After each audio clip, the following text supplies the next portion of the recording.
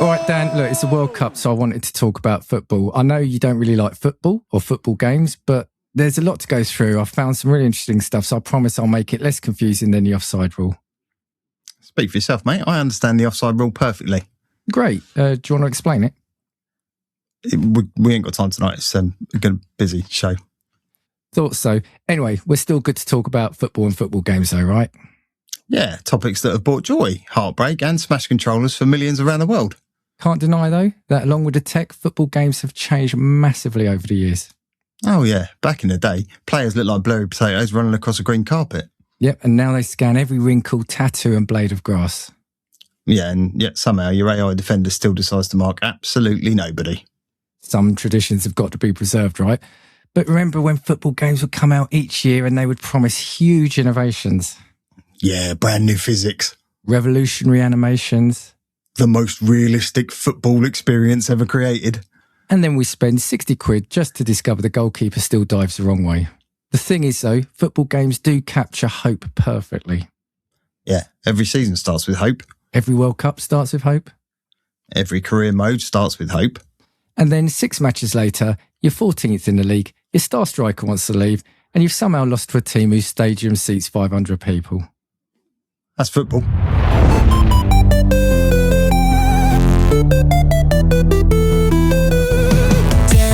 Dan with a gaming flair, pixel dreams and worlds to share, joystick tales and button cues. Welcome to Gaming Views. Yes, welcome to another episode of Gaming Views. I'm Dan P, and joining me as always is my co-host Dan H, a man who has somehow agreed to spend an hour, that's optimistic there, but an hour talking about football games despite having absolutely no interest in football itself, and whose knowledge of football begins and ends with they kick the ball right. Dan, how you doing? I'm all right. I also know they get paid a lot of money. Yeah. If they're men. So I know that much about football as well. So I'm halfway there, I think. And all I'm going to say is it took me 90 minutes to get that skit, the pre-credits bit done. But yeah, you've put up with me, including halftime. Yeah. Yep. So look, we'll get onto it eventually at some point. But yeah, it's a World Cup in full flight as we speak. You're not even tempted by the World Cup? No, England haven't even played their first match yet, have they? No, but that means there's hope still. All right, yeah, there's hope for the World Cup because we haven't been destroyed by some no-name team. Fantastic. No, I don't know. My daughter loves football. She's football mad, so I might have to sit downstairs and watch football on the big TV. Well, I say watch. I might have to sit downstairs and play on my PlayStation Portal while she watches matches on the TV. I don't know, but no, I'm not. No. I've got no interest. But do you know, well, I don't want to lose the small gathering of people who do watch this. So if you do like football, more power to you. Well, thank you for putting up with this episode, Dan. It's not grabbed me, to be honest, so far at the moment. But yeah, we'll see. I think it's the odd hours. But look, I was going to say we're not here. Maybe it's the hosts. Well, moving on. We're not here to. I was going to say we're not here to talk about football. I mean, we are in the gaming. It's the only thing we're here to talk about. But we've got a lot to get through. So first, though. Let's do the old WWBP. So what you've been playing? I've been playing, I've been playing quite a bit. I have been playing quite a bit, but mainly because I forgot to talk about a couple of games in the last show. So I've been playing quite a bit for the last couple of weeks. So let's get the easy stuff out of the way. I'm still in my PlayStation 5 Renaissance. So finished Ghost of Yotai. What a game, man. That game is it just gets better and better as you go through it. It's absolutely beautiful. It's so well made. The acting in it is phenomenal. Every single part of that game is just a layer of beauty, and I love it. I had a really good time with it. Even through the end credits, I was saying to you earlier that, you know, the design and the art that they've put into the end credits is fantastic, and it goes on for about 15 minutes until it gets to the actual sprawl, you know, where they just go through people. And even after that, I won't say exactly what happens because it's a spoiler, but the way they introduce continuing to play the game is magical. It's just done slightly differently to the way a lot of other games they just throw you back in the game. Yeah. This does it in a really sensible way that's and aligned to the story. So Sucker Punch have done just such a great job with that game, and I really enjoyed it. So Ghost of Yotai done. I also very briefly finished Control.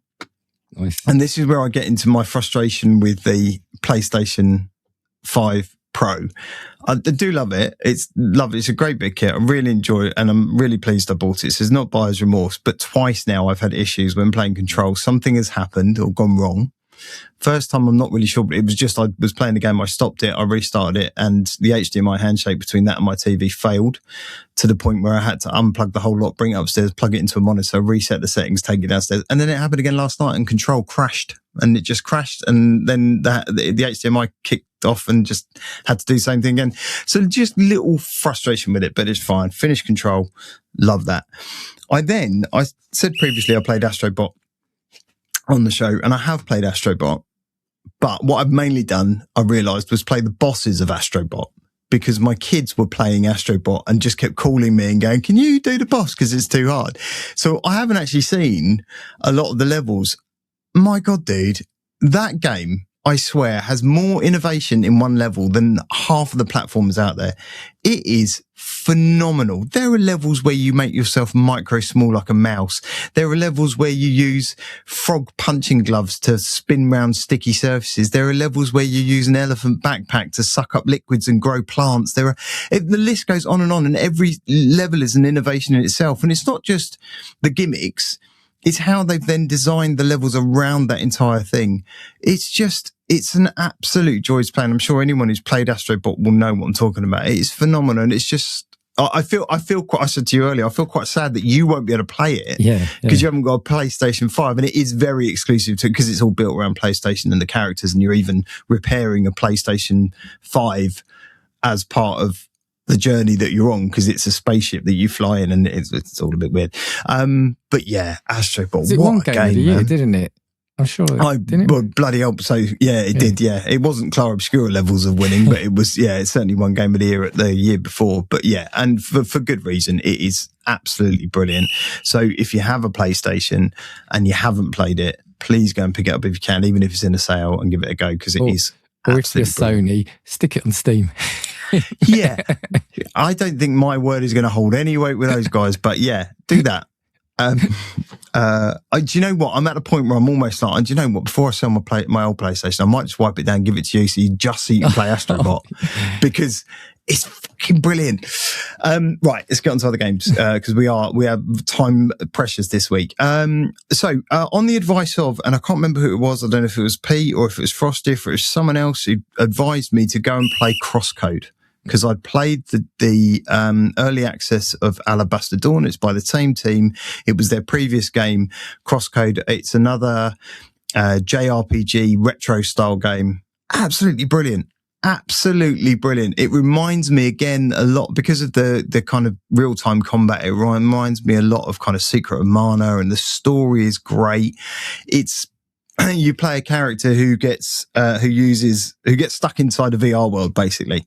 And you're there to find solve the issue, but it starts off in a really random way, and then you're in with the like they did in their last game. It starts off with a specific character that you play as to learn the mechanics. Then you jump into another body that kind of resets your abilities, where you have to then up. But it's so good. I haven't got very far into it, only a few hours, but really enjoying Crosscode. And again, it's one I could just pick up and play on a handheld. And yes, for those who have been paying attention, I haven't mentioned Crimson Desert, so I have moved on from that RPG just for the moment. Yeah, but I haven't, mentioned it in there. I'm not going to splash videos and stuff. It's still great. I just haven't been playing it because I've got so much else on. I then, off the back of our games showcase episodes that we did, have a look at those if you so care. I picked up the demo of Valor Mortis because I thought that looked quite interesting. I was quite excited about it. No.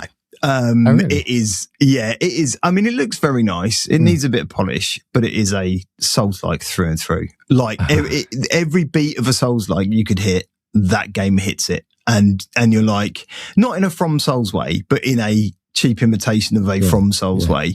And it's first person, and that annoyed me, I think, even more. I don't know why. Parrying and stuff, I think I find easier in third person. It's a me problem again.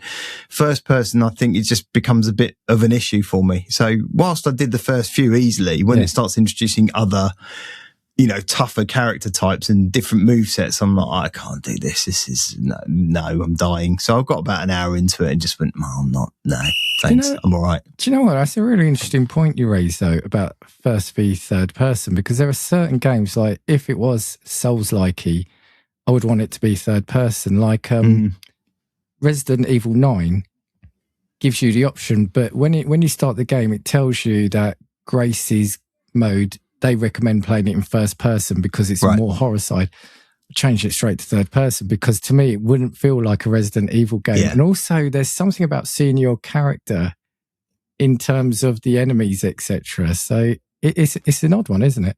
Yeah, and that game I couldn't. There's no option in there. It's literally your first person.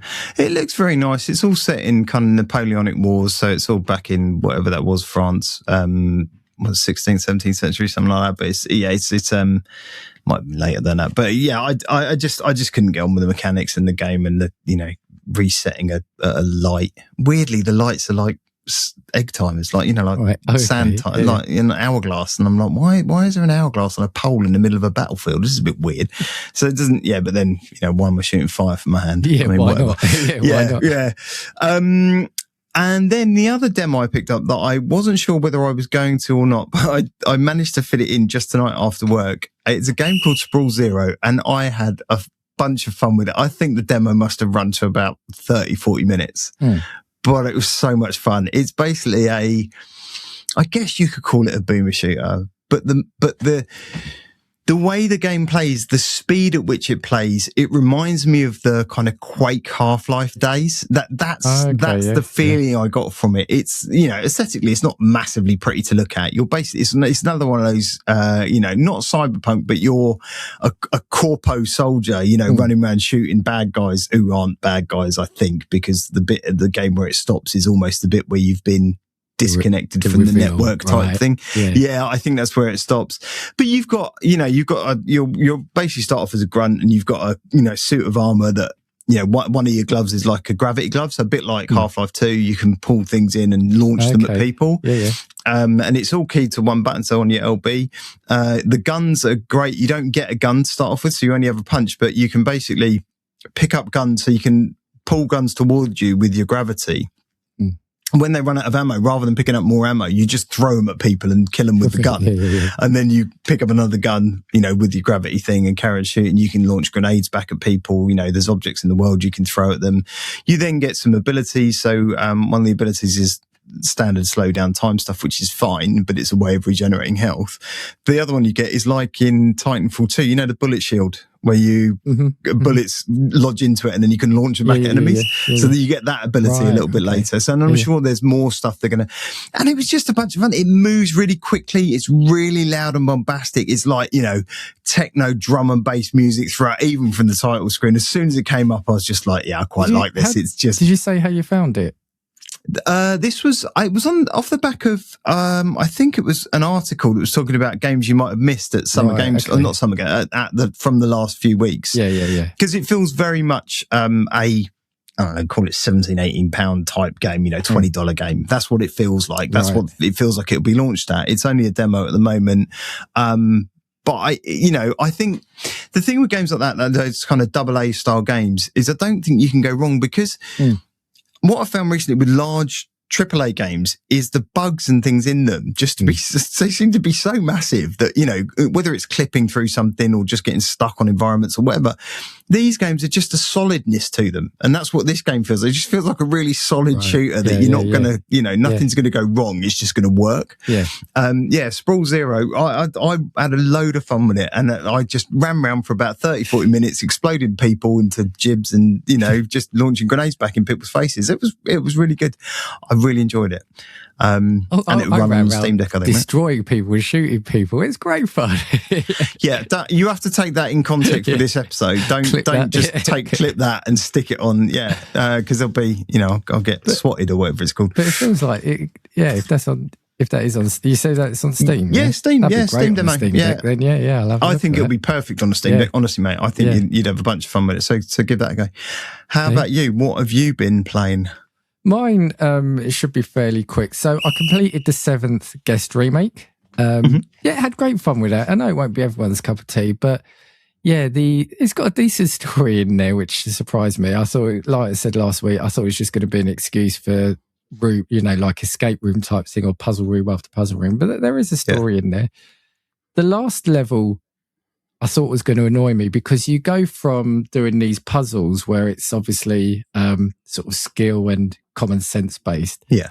To the last game where it turns into almost like a board game against an opponent, which feels more luck based. And I wondered if I was missing something. So I thought it's weird to go from skill and sort of intelligence based to then just luck. But I couldn't do it. Then the next night I did it first go. It was weird. It's one of those things. Yeah, one of those. Yeah. Sometimes you need to I'm sleep like on that. it. Yeah. I just need to put the controller down, come back to it. So yeah, so 7th Guest remake is done. Nice.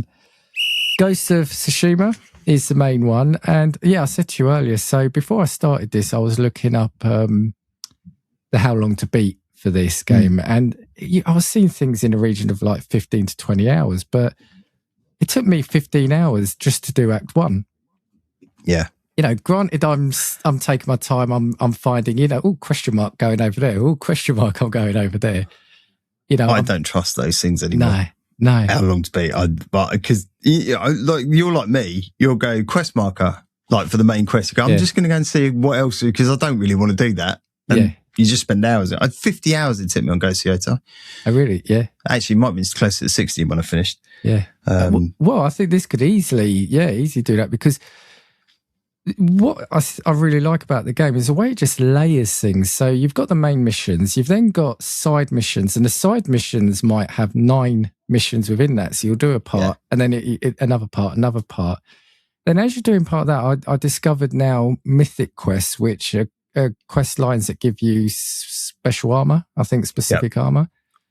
Then, and it's like I said to you, the standoff mechanic, at first I found that fun. Then I thought, it's quite simple, quite straightforward, repetitive. But then they've changed that up a little bit by making the enemy do a fake attack at start. Yeah. And, they might or might not do. And then they add the opponents will rush you, so you've got another chance at a free kill at someone. Now I've got some armor that your standoff wins stack, so enemies might run away. So it's just constantly changing the way the game sort of works around you, and it's just been brilliant. Yeah, it does. It switches up in a really nice way. I think I said before, like I think what's nice about Ghost of Yotai is it just evolves. Yes, all of that stuff in a really natural way. But I do remember Ghost of Tsushima. I never finished it. I must have got about halfway through it. I do want to go back to it. I was tempted to reinstall it actually and carry on playing it because I love that world and Ghost of Yotai got my juices flowing for it. So I might reinstall it and play that again.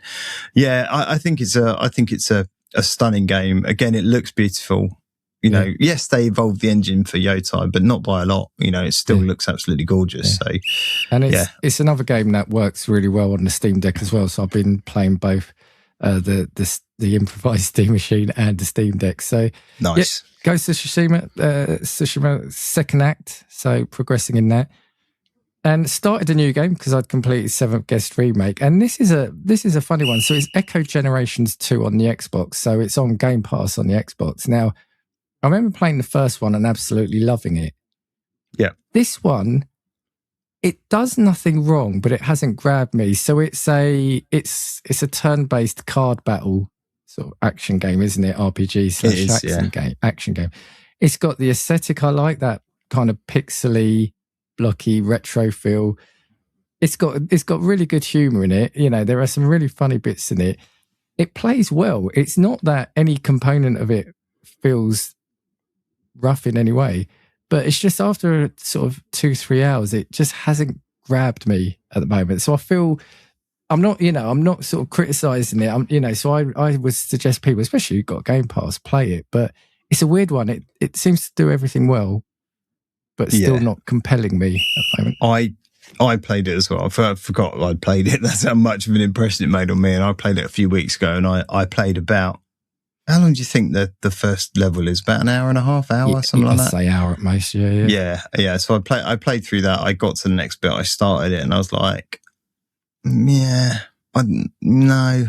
It just, we've talked before about how we're kind of time poor, particularly with work and everything else. And it's just, you come across a game and you're like, yeah, it's okay. But because I've got a finite amount of time, do I really want to spend time playing this? And there was nothing in there that I quite enjoyed the card battles, but I felt it just threw too much at you. Yeah. Not in terms of mechanics, just in terms of you got so many cards, but none of them were really consequential because every single one of them felt like it could beat anything. So you're like, well, I get it was an opening level, but sometimes there's that, should it be that easy? Like you're not really teaching me anything because then I'll step into another, like the next level and it'll be really hard. And you go, well, I didn't learn anything because everything was so easy. So it's just, or maybe it's just I'm old. I don't know. Yeah. No, it's not that. But yeah, so Echo Generations 2 on the Xbox. Yeah, give it a go. Like I said, it's not a bad game. It's just for whatever reason hasn't grabbed me. So yeah. All right.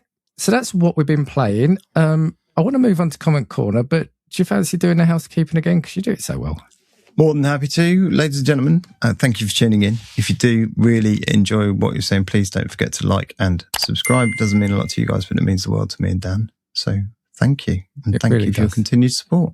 It really does. And yeah, leave us a comment across any of the platforms you find. We love comments. I've got a comment on comments this week, though.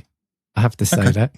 So let's work through them. So on in this week's Comment Corner over on YouTube, Peted Pete, so a friend of the show, said, because this was in relation to all the game shows that we discussed, said, yeah, big week for gamers, long may it continue. And absolutely, considering some of the fallout that's happened, especially over a certain company highlighting they're going to do exclusives again, let's just appreciate all the games that we're getting, right? Because wait till the news section, because I'm not going to promise it's going to be happy news. So let's just enjoy the games that we've got as we're getting them, all right? And then in one of them, because you brought a news story about octogenarians on the rise in terms of gaming. Yeah. And he said 81 to 90. Yes, I never have to give up hope. But I said, always believe, Pete, always believe. Yeah, totally. And then he did say he was doing a running commentary because his memory is awful. He said on the exclusives section, he said, I totally get the exclusive argument or displeasure against it. Thing to remember is he said that you and I have got PC platform and PC and consoles between us. So from that perspective, we're pretty much set. He said if he can only buy one console a gen, exclusives are the swaying point, which I guess is fair. And that's kind of what we said, wasn't it? Yeah, I mean, it's a really valid point, and I do try and be as opaque about these things, but also as holistic as I can about that. But even then, exclusives are going to be exclusive. Like even PlayStation have kind of said they're rolling back on that. So yes, we've got a PC, but that doesn't mean I'll be able to play PlayStation anymore. So I'm privileged enough to have a selection of consoles. Yeah, absolutely. So you're right. But I've only got that, and I think I said before on the show, I've only got that because I've been driven to buy them because of the exclusives that are launched on those consoles. Yeah. Particularly PlayStation. Like I upgraded to a Pro because I wouldn't have been able to play. Well, I've been able to play Wolverine, but on my other one, but I wouldn't have been able to play that anywhere else. And I do, and God of War Alpha, and they're the games, they're the types of games that Sony do so well, and have now said, well, we're not going to port them to PC. And really, my PC specifically, I've only really been over the last from this year onwards, really. Other than that, it wouldn't have been able to run those sort of games. So but yeah, totally take your point, Pete. Noted. And that's the thing I've said a couple of times on here that I'm on the Xbox console because of history. But if I was starting from scratch and was buying a console in the last 5 to 10 years, it would be a PlayStation. Exactly for what sort of Pete and kind of what you said, the exclusives, because I would look and say, right, what games do I want to play? Well, on the PlayStation, I can play some of the games that I want to play on both, but got God of War, Spider-Man. Obviously this is before they got ported over, but I would never have had a PC either at the time or a Steam Deck to play. So totally. Yeah, no, fair point. Absolutely fair point. this is the one, God of War Laufey, right? So, and I was expecting this, to be fair. I was expecting some of this. Now, the first comment here was from XAppy7412. Now, this one, I don't think is necessarily as bad as the other comments. What they said was God of War without Kratos is like Wolverine not played by Hugh Jackman. Now, I kind of got that, and I'll come on to, once we've discussed the other comments, I'll say that. So Except I the said, Wolverine game they've just made that hasn't got Hugh Jackman in it. Yeah, what I responded back and said, look, you know, I can understand that if people have sort of grown up playing 20 years of Kratos, to not have him as the main character, I get it. But what I said is that this isn't substituting Kratos. This is a story in that universe. They've got another Kratos game coming out. We're getting the God of War remakes being done. This is filling out the lore of Kratos, basically. We're going to see Trying to fucking open with Kratos. Well, this is what I said. No, and this is what I said. Literally. And I said we can see, obviously, Kratos, and there are theories about that bit. Yeah. So, and they responded and said, yeah, well, I hope they do a good job so we can enjoy another story in the God of War world. I can't lie, I'm a little worried because developers started their journey with God of War in 2018, which isn't good. I hope they at least check out the whole story of Kratos so they won't make some stupid plot mistakes. And look, I think you can flip that and say, well, why would they? But I think this is coming more from a point of view that they're hoping this is a fear over the story, I think, more than what the next sort of some of the comments we're going to see later are. But, you know, having played the recent two, I've got no reason to distrust that this will be a fantastic game, especially, like you said, what we've seen in the trailer, right? I trust those guys. I'll tell you for one why I trust those guys, because God of War Ragnarok could have easily been a throwaway sequel. It could have been, you know, we've had massive success with God of War. You know, we'll just do the same shit in a slightly different way. But it didn't. They took the story places we didn't think it would go. They brought us mechanics we didn't think we would have. You know, and they increased the fighting skills, the skill trees, you know, the armor, like everything kind of up the ante, enemies, everything. So I trust that they'll do the right thing with this. And just because it's not led by someone with a pair of testicles, you know, it doesn't, do you know what I mean? Like I'm more than happy that where this is going. There was nothing, and as a fan of the series, there was nothing in that trailer that made me think they're not doing justice to this game. Whether it was the story beats, every single part of that 19 minutes or whatever we got was a God of War story. Yeah, and look, just was. If you are a long-term player of those games, you'll know his personal relationships are a massive factor in what he's become. But also, like I said, I think I said it in the last episode. This story, you know, Laufey, the protagonist of this game is crucial to the last two stories, to the last two games, right? So why wouldn't you want to see more around that? You know, because this is ultimately why he's on this journey. It's obviously a massive part in who Atreus is gonna be. So, you know, let's to keep it on football terms, like the president of FIFA just said recently, let's chill, everyone. Let's go on and let's that see. Guy's a twat. Yeah, I'm putting it in. On the same video, Colin Benninger 5668 said tourists ruin everything. So I went back and said, look, if that's an insult to the game, I went back and said the similar thing. I said, look, it's not replacing Kratos. It's a story in there. There is a new Kratos game coming out. It's important. I said, if it's an insult at us, you know, saying that we want things to change or you know, we're not, I said, look, you know, we've got more than, you know, and this wasn't a brag, by the way. I would say we've got like 8 years gaming between us. That's more, we're old. You know, between us, we've played all the games, etc. So we just want to see the best games that we can come out. The response was, you sound like a game journalist, open bracket, this is an insult, close bracket. So I said, well, it's a shame that you've had to insult us. We're just two friends just trying to talk games. But, you know, it's... prick. Yeah. I mean, I'm sorry, right? For one, fucking tourist. I'll tell you what. Why don't you come on the show and let's have a chat about it, right? I'm genuinely, I'm happy to invite the chapess, I don't know who it was, but onto the show and have a conversation about it, right? And if he wants a little quiz on God of War or any other subject at the end of that game, and I'm more than happy to stand up to it. Right? Not a tourist, firstly, right? Yeah. Not a fucking game journalist either.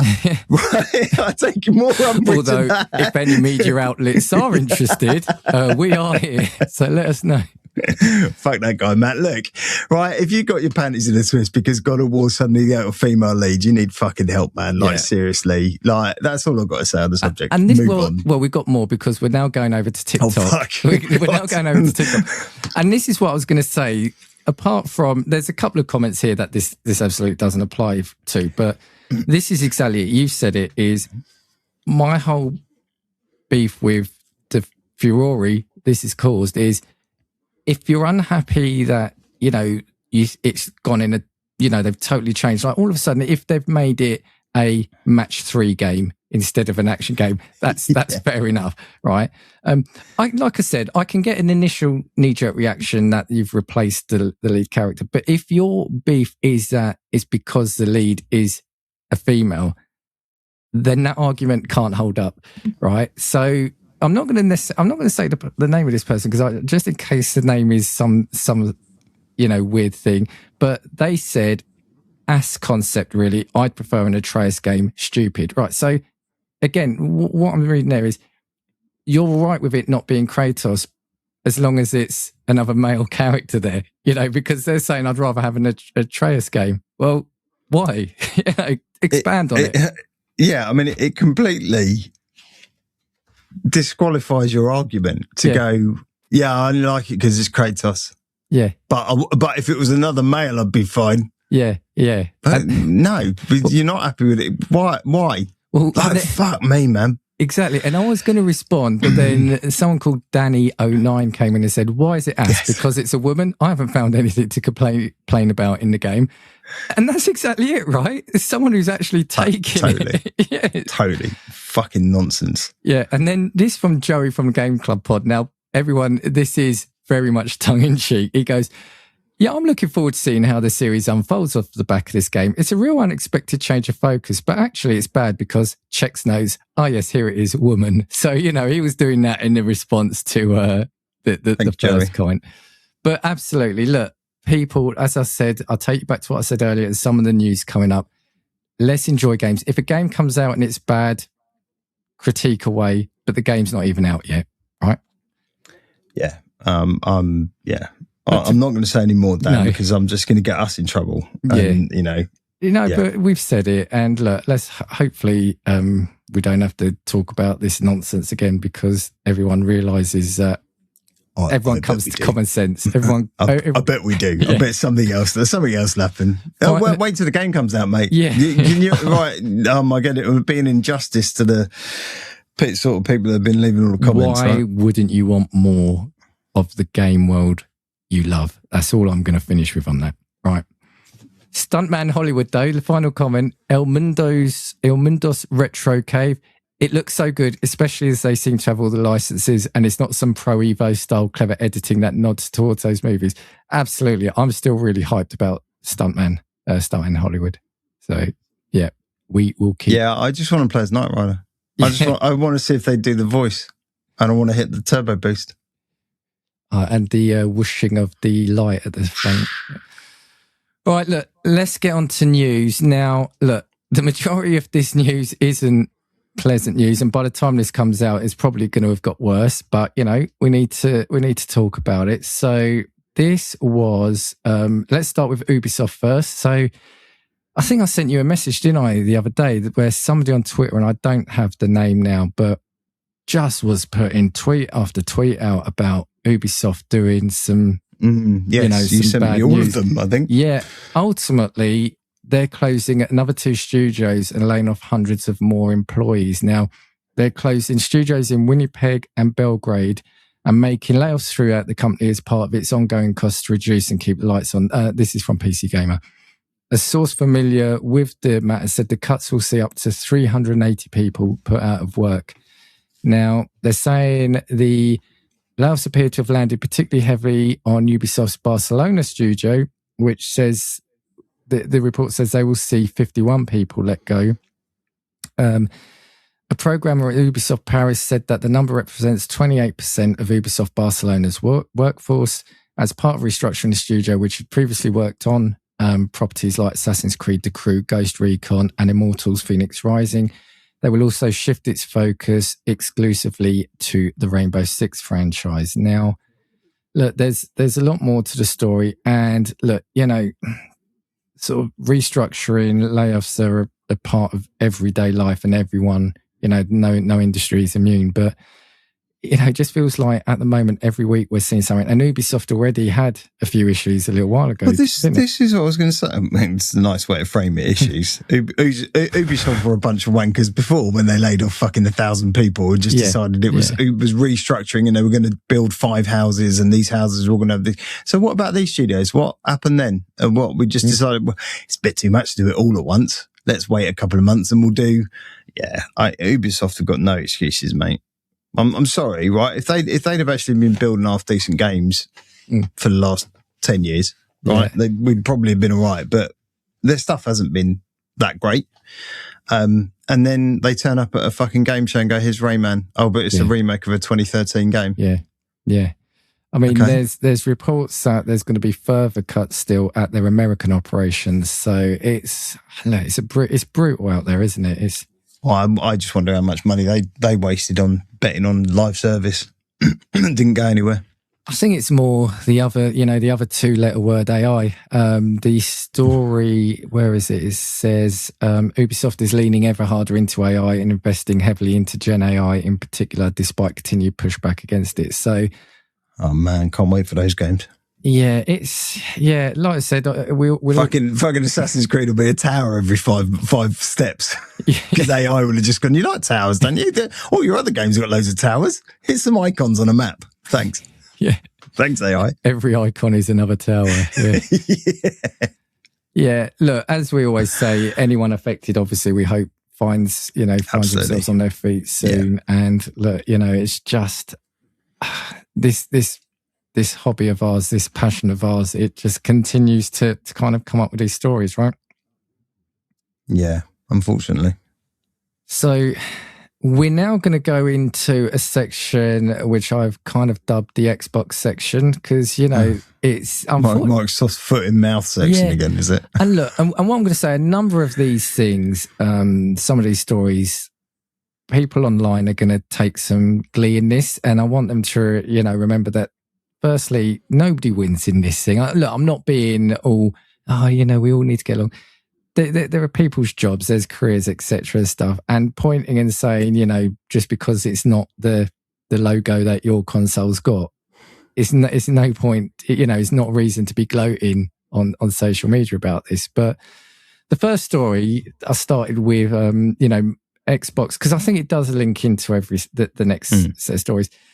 Apparently, again, still from PC Gamer, Xbox lost millions of Game Pass subscribers after the price hike last year. Now, it's that news. I'm sorry, Dan. That's like obvious statement of the year. Like, no shit. It is. You nearly doubled your price of Game Pass. Yeah, and people can't afford 30 quid a month. I'm sorry. It's like mad. Is. But the reason for wanting to say that is because clearly the leadership at the time just couldn't see that, couldn't foresee that. I mean, someone like me who I said, I've been in the ecosystem, 18 years? I've been a Game Pass member pretty much since the start. I turned my auto-renew off and wasn't going to renew. Yeah. Now, I'm not saying, who am I? But what I'm trying to say you're a fucking avid fan. That's the point, Dan. You're an avid fan who hasn't lapsed in all of that time, and yet that made you lapse or want to lapse. Yeah. So absolutely it's relevant. And they couldn't see that. And that's what I'm coming to say when I'm talking about. I'm not sure that's even true. I think they could see it. I think that wasn't the point. I think the point was, if you remember at the same time, there was a directive from the then, might even still be the CFO of Microsoft, who wanted them to increase profit margins over and above the standard amount for a software house. And I think what happened was it was a knee-jerk reaction to go, how the fuck do we make more money? Well, where have we got millions of people paying a monthly stipend to us? Fucking Game Pass. Well, we'll just put those prices up, because actually the people we lose probably won't be the amount that we lose in revenue, so it'll all balance out. I genuinely think at the time, as much as Phil and those guys were like, yes, we're for the player, him and Sarah Bond and everyone else were just like, actually, fuck it, we've got to make some money. Otherwise, we're going to have to shut another 400 studios like last year or whatever. So I genuinely think that's what it was. I think it was a knee-jerk reaction to a financial request. They went and did it, and then knew they were going out the door and went, fuck it, we'll leave someone else clear up. Or even more sort of callous. Do they think that, well, once they've got you, you're not going to go? Do they think... You can't be that naive, man. I mean, you just seen the numbers trickle down afterwards. Yeah. Right, if you take you and, I don't know, a 20% of people who are in your similar, not the whole subscription, but even just 20% of people who would deem themselves long-term fans, 20% is going to be a fucking massive number out of that whole subscription model. So, they can't not have seen it. Yeah, but millions. Yeah. And like they said, they've actually already seen a turnaround. That there's no numbers given, but they said, already in the month following the reduction, acquisitions grow and retention improves. They said not a turnaround, but a good first step. So, what's she? Yeah, I mean, you've lost trust as well. That's the problem. What's she been in 100 days now in that role? Yeah, 100 days she's been in. That, yeah, I think it's about 100 she's been in. So yeah, it'd be interesting to see what other changes they bring, because she's done a bunch of stuff, and I know you've got some more news on other bits that they're doing. Yeah, and I've found some news that was breaking just before. So this is from gamesindustry.biz. So Xbox is reportedly considering major layoffs. So basically, there was Asher Sharma is calling for a reset. There was a memo that went out, and I've got that. I'll see if I can summarize it after. But yeah, one of the big things is layoffs. There's rumors of a studio shutting. Now, as about half hour before we started recording, that studio is potentially being named, which I don't like if it is rumour mongering. So I'll read a story. I mean, we'll say it here because it's news and it's being reported. I haven't seen this. You better say it, because I don't know who you're talking about. All right. Well, let's carry on with this story first. So cool. The Xbox reportedly considering layoffs, telling staff we need to reassess our investment priorities for the next 5 years, and warning we become too reliant on vendors to operate our systems, and they must become more self-reliant as an engineering culture to build for the future. Bloomberg reporting that Asher Sharma is considering the cuts as the company fights to stem declining revenue, though not yet confirmed, suggests the cuts will likely come as Microsoft ties up its fiscal year at the end of this month. No numbers about the amount of people being impacted, and Xbox declined to comment. Now, the fight for attention in terms of, they've highlighted 5 things in the priorities. So this article actually sums it up for me. So thank you, Games Industry. So 5 priorities is the fight for attention. So it's 3% accountability margin down year on year. So it's 3% margin.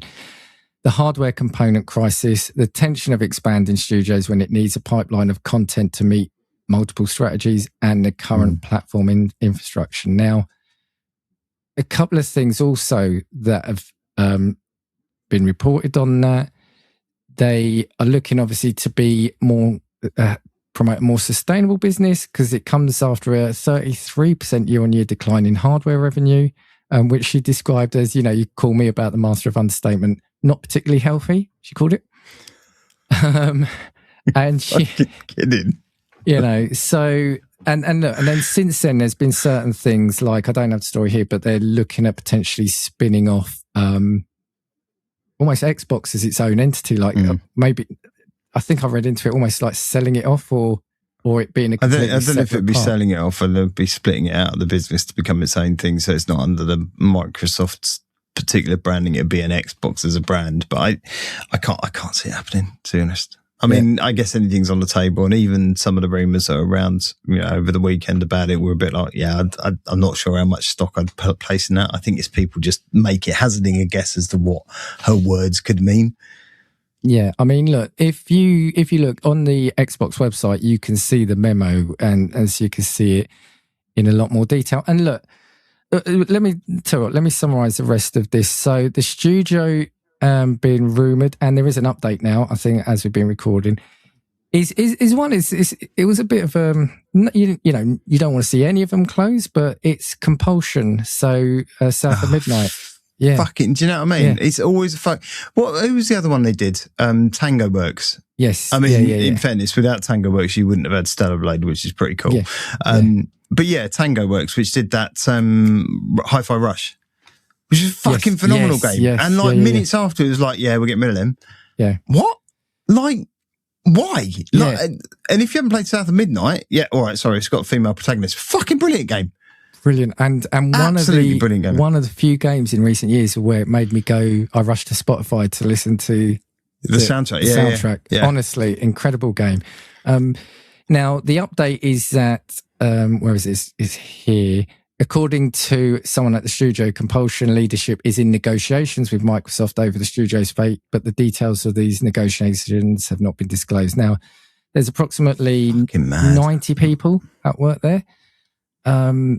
Although Kotaku, which is where I got this from, understands the actual total to be higher. Multiple individuals have now posted on social media looking for work. Now, just 2 months ago, the studio's talent lead was posting job listings on LinkedIn for the studio, advertising work on a fascinating, intriguing brand new IP. Now, look, again, sort of, best wishes with the people. If this is true and we want to hope they land on their feet quickly, especially, like I said, any studio, but someone who's put out their last game was, for us anyway, something we called out as a stunning bit of media. But hopefully they do get picked up. They're acquired or something, because, if they have got a fascinating, intriguing brand new IP, based on the last one, there's something I want to see come out, right? Totally. Right, yeah, and this is what I mean. You've got these almost grassroots studios who build something from nothing, brand new IPs that, really hit a tone, and you kind of go, there's so much talent there. Like, and not just, yes, it's stop motion and all that sort of, it looked very pretty and beautiful, but actually, the way that game was put together, this skew, and what worries me more about this industry, right, is this skew towards either end of the spectrum. You're either fucking phenomenal amounts of money into AAA games, or you're going super retro because, they're the only ones who can kind of come out and even turn a profit. That AA middle of the road thing that you and I have always loved is fucking going away, right? And I would have called South of Midnight a solid AA game. Right? It wasn't AAA, it wasn't budget, but it was fucking proper, put together well. Mechanics worked really well. It looked stunning. Like you said, the soundtrack was amazing. And then I fucking wonder what Microsoft are doing at the moment. They just seem to be, for the past year, they seem to be wandering around trying to find their foot and a gun. Like, do you know what I mean? Yeah. And what I want to add is, look, right.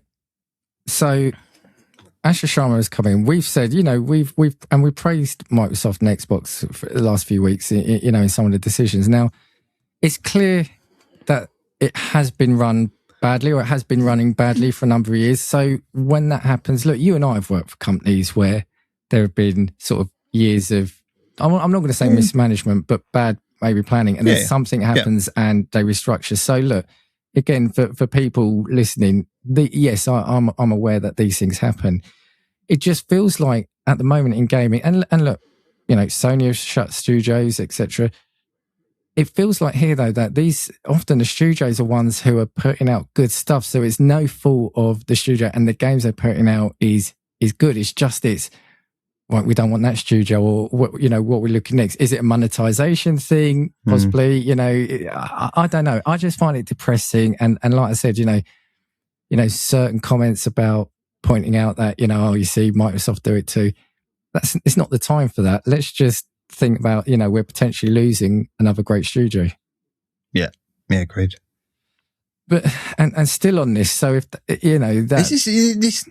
this week's podcast, you've designed this around winding me up, haven't you? I tried to finish on light stories. First of all, I'm going to fuck you over with idiots commenting on our comments. Then I'm going to fuck you over with football, and then actually, do you know what, Dan? I'm going to give you some shit news about some studios you really like. Yeah. Is that right? Kind of. Look, and like I said, anyone tuning in for this podcast who's never watched one in their life before are going to be going, why the fuck would anyone watch that? I can only report on the news that's out there, and it's just, Compulsion All right, Studios. Messenger, don't shoot me. Compulsion Studios, best of luck to you. Yeah, absolutely. Yeah. And just the final part of this Xbox story, literally again, about just as we were starting to record, the head of Xbox Game Studios resigns ahead of mass layoffs. So Craig Duncan. Who that? Craig Duncan. Oh, yeah, he's been in the news before. Yeah. So this is Kotaku again, who was in the role just for a year or just over. He's a guy with a cool haircut, I think. That looks like Tintin. Yes, I'm pretty sure that's does. the guy. Yes, it is. Yeah, it is. He is stepping down as head of Xbox Game Studios. He held the role for less than 2 years and previously led Sea of Thieves maker Rare for over a decade. The move comes as teams inside Xbox brace for the latest round of mass layoffs amid this big reset. Now, like I said, by the time this comes out, there may have been more news that's going on, but I think, or this is going to be more clear what's happened, but the fact that this has happened as well just makes you think that there's some big things on the way, right? Yeah. I'm just trying to think of the last big thing that my Xbox Game Studios actually did. I mean, it's probably season 20 of Sea of Thieves. Like, it seems to be, it's just, look, the guy did some wonderful stuff in his time and I love the stuff he did at Rare, but if it means we're not getting season 21 of Sea of Thieves, I don't mind. Yeah. But I also hope he left under his own steam. Do you know what I mean? I hope he saw what was coming and kind of went, this isn't the way to do this, guys. Yeah. And then, that for me, I think, having a bit of moxie to do that rather than kind of waiting to be fired, because... Yeah, so let's see the next couple of weeks. I mean, it's your episode next, so let's see what you're reporting on. Was that you finishing on a high? No, I've got 2 more stories. That's not a high. I think, fucking hell, thank God for that.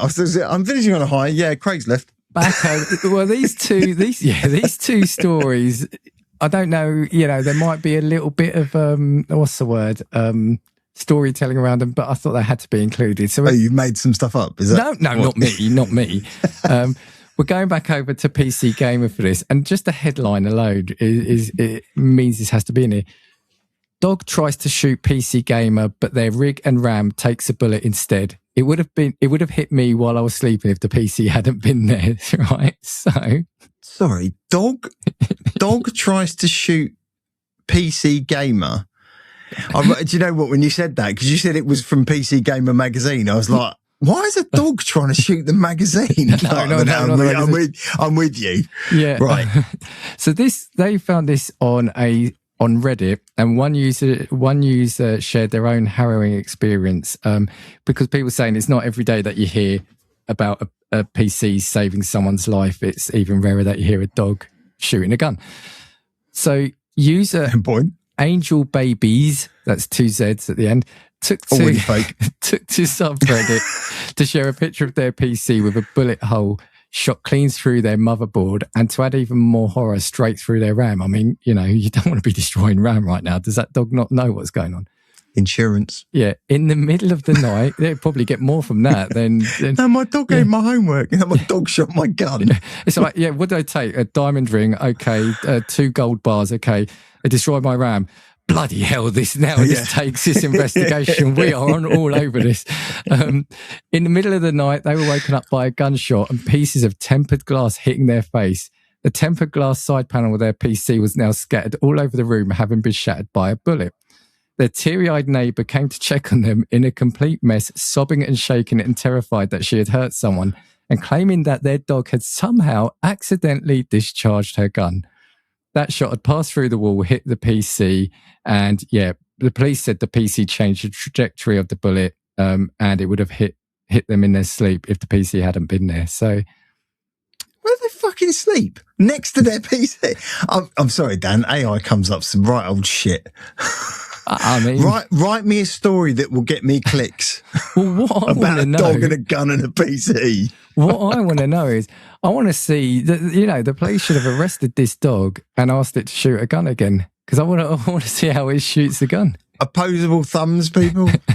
Like, have you seen a trigger and a trigger guard? Like, how are you getting a port? Like, the subtitle brings new meaning to the phrase hair trigger, doesn't it? Yeah, well, the subheading of this article said other Redditors naturally came. It's just an advanced dog ate my homework excuse.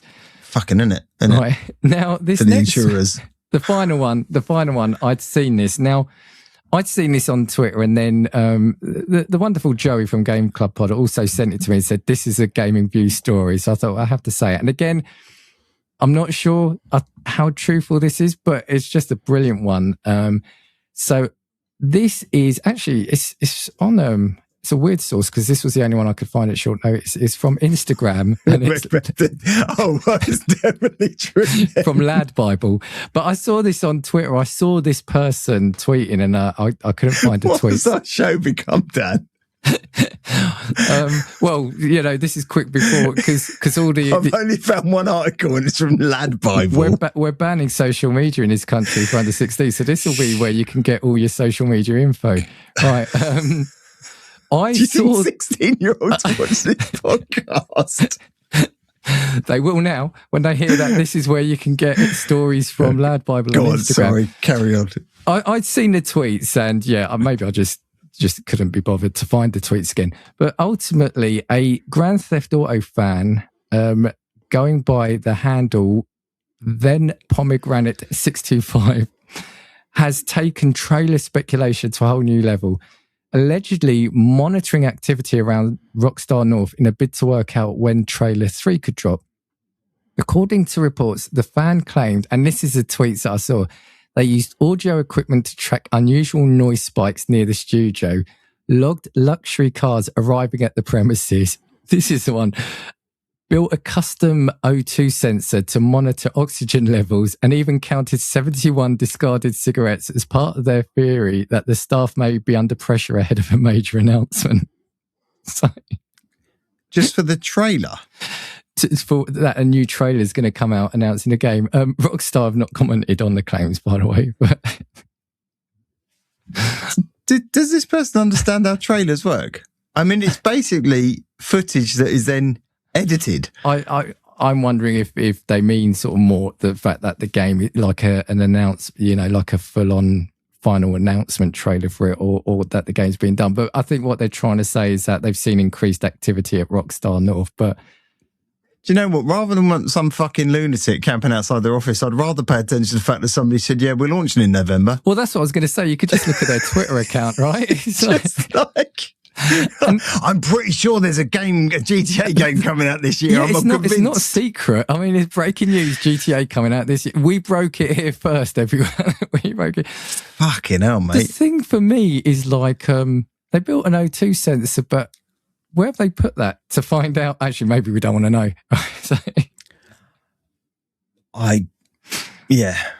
But yeah, if you weren't aware, we think there's a new GTA game coming out very soon. All right. So I'm very disappointed in your news.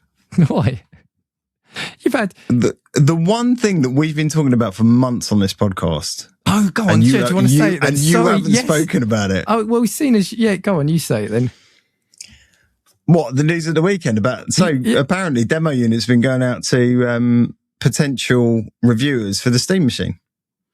Yes, the thing that I'm really excited about getting. Yeah, you're really excited about getting, and I totally forgot to mention it. So a couple of spurious images appeared that have been debunked as, that haven't been debunked as AI. So the people looked at them and went, no, definitely not. There were a few people going, no, they were in the preview that when they first spoke about the machine, and they weren't. So none of that happened either. So there was a couple of images, one of some of the boxes and the box art. You can find it on Reddit, go and have a look. But yeah, and then FCC listings documents basically came out that said that the potential launch date for this would be around about the 29th in terms of when it would launch. And then a subsequent rumor came out around, and again, these are all rumors and conjecture, I get it, but it's exciting to get news on it anyway, that the embargo date for reviews was actually around the 23rd of June. So we could be less than a week away, or just over a week away from, in fact, when this episode goes out, it will be tomorrow. You could be getting some reviews of the Steam machine.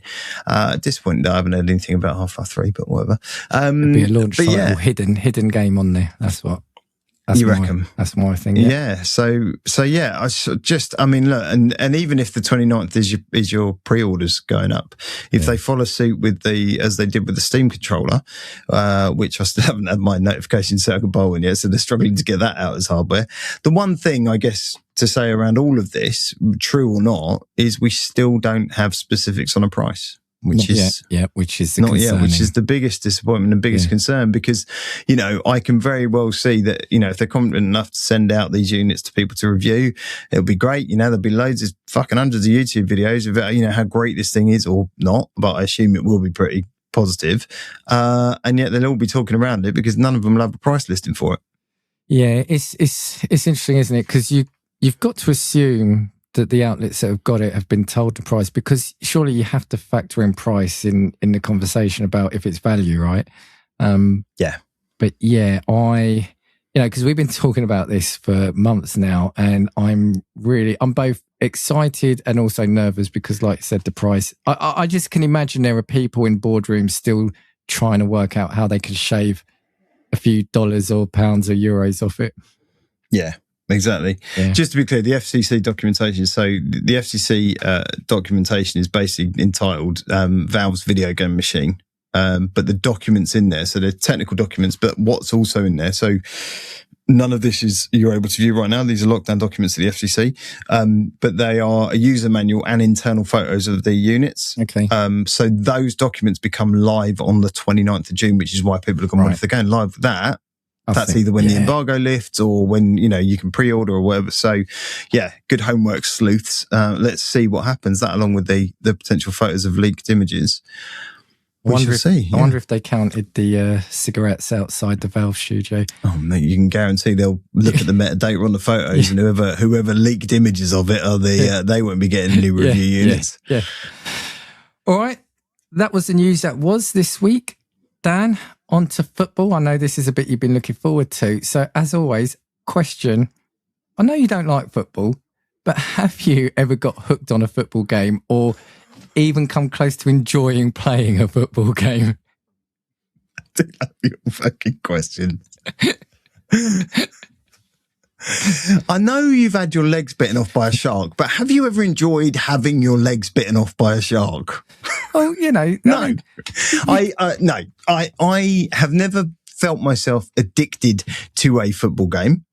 I did used to, at a friend of mine's when I was younger, enjoy the odd game of sensible soccer, because that to me didn't feel like a football game.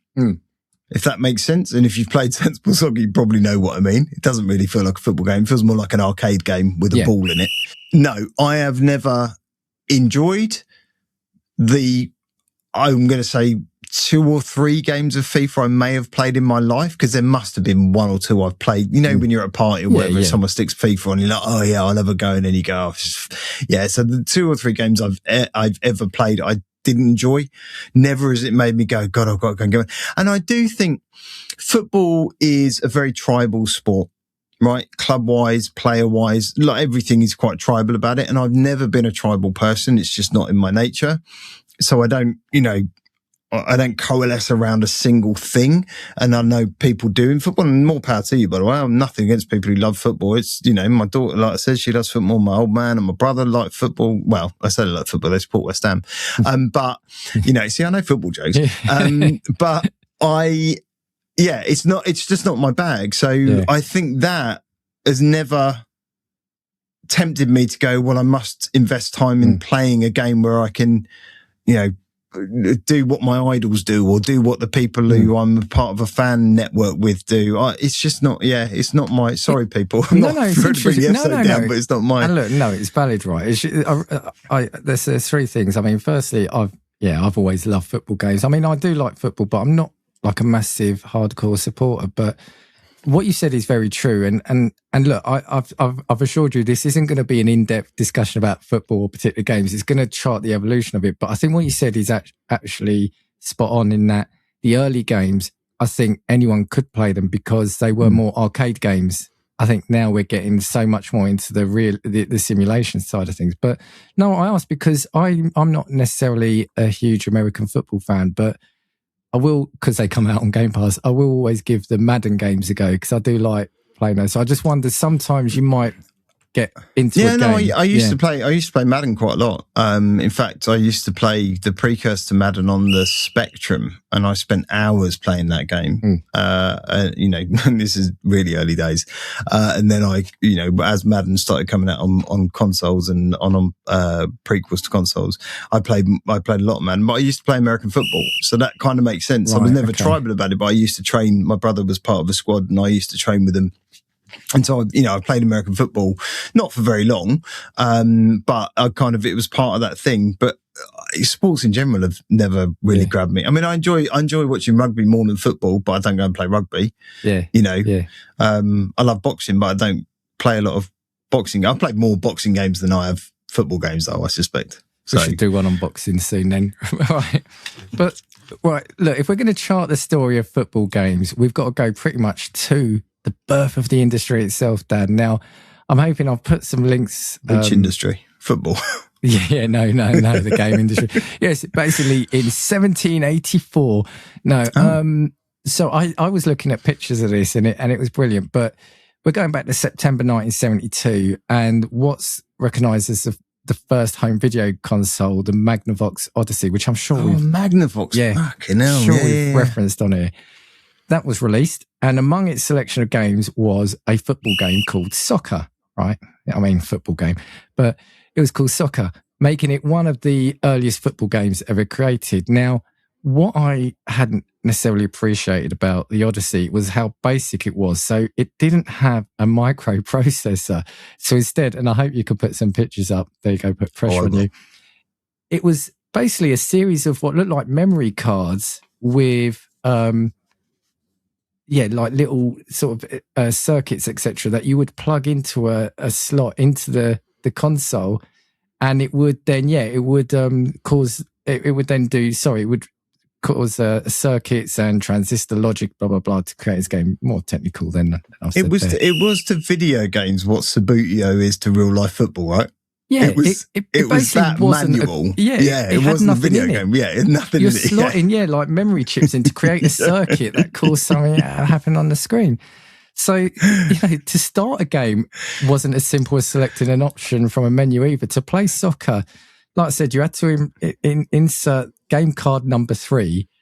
Game card number 3. Yeah, like you would slot in a cartridge, right? Yeah. And I've got it written. I've written it better here. The card then simply connected different internal circuits inside the console, activating the config needed. Now, the Odyssey wasn't able to generate detailed graphics, sound effects, or even to keep score. So this is the thing I find brilliant.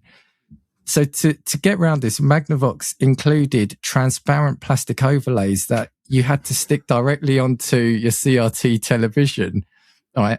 And on this overlay, there was a football pitch, goals, and field markings. So the ball, what was apparently the ball, would move around on the TV, and you've then overlaid this plastic screen of a football pitch on your TV. Fucking appalling. And that was how it went across. So you had to then, obviously, you had to imagine the action, pretty much. You had to line up the moving dots with the markings on the overlay. Now, the interesting thing, it did try with different rule sets by using game card number 5 to create an alternate version called Soccer 2. Yeah. Right? But sequels already. But what we're seeing is even back in 1972, the first console, they are iterating their game, right? And the gameplay mechanics. So I think it's pretty amazing. That's one word for it. Wait, let's let people see the images first, then we'll see how amazing they think it was. Players used, and if you see the controller, it's like a controller with 2 analog dials on it. One would control horizontal movement, the other would control vertical movement. Turning the dials altered the voltage being sent to the television, which then physically moved the dots on the screen by changing the path of the CRT TV's electron beam. Yeah, I mean, calling the Binatone a generational leap forward is something else, right? When you see this machine, it's... And what I loved about this is the Odyssey even included a separate, what is called English knob, which is... I wasn't alive then, mate. So basically, this is a weird thing, and I've looked up because I've always seen it, but English refers to spin on the ball. So it's used in like pool. And the reason being is apparently it came from years ago. English players would do technical spins on the ball, so it was called English for spin. Bend it like Beckham. Yes, you had the English knob, and every pass, shot, and volley was controlled entirely through electronics and player skill rather than anything software. So I guess, again, what I'm trying to say is this is ultimately bypassing anything within a console. It's just cleverly made tech, I guess, and a plastic sheet. Thing is, we've said earlier, there's no scorekeeping, etc. There's no collision detection, no rules. So players operated under what was essentially a gentleman's agreement. So you had to follow the rules themselves, and you had to keep. You had to decide. That's just football. Yeah, you had to decide when a goal was scored. And when I think I said it in our very first episode when we come to talk about sensible soccer and how me and my cousin almost had a physical fist fight over a game that did track score. I can't imagine that working well. So the question, mate. Yeah. The console didn't produce sound either, so there was no crowd noises, commentary, or goal celebration. So like I said, you'd have to keep score manually. So like I said, it's just to show, though, that... You're telling me that machine didn't have a sound chip? Well, yeah. It's mad. So as rudimentary as it was, using technology and a plastic sheet, you could have a football game. So the question I had for you here... Could you? Was it a football game, Dan? Yeah, well, yeah. But could we survive on gentleman's agreement nowadays in local co-op is my question to you. No. Just couldn't. No. Could you? Well, you take away the health bar from Street Fighter. Yeah. Right, and no knockout. Right? You basically end up with a boxing title fight, right? At the end of it, you got to go, well, who won the most points? I'm pretty sure it was me. I landed far more hits than you did. No. I hit you more. We don't even have bars. We don't have bars. How could you tell the ball went over the line? AI, mate. AI do it also. Well, look, you called it. As the 70s progress, we get dedicated integrated circuits, allowing more sophisticated games. So consoles such as the Binatone TV Master MK4 introduced black and white football games inspired by Pong. The playing area was...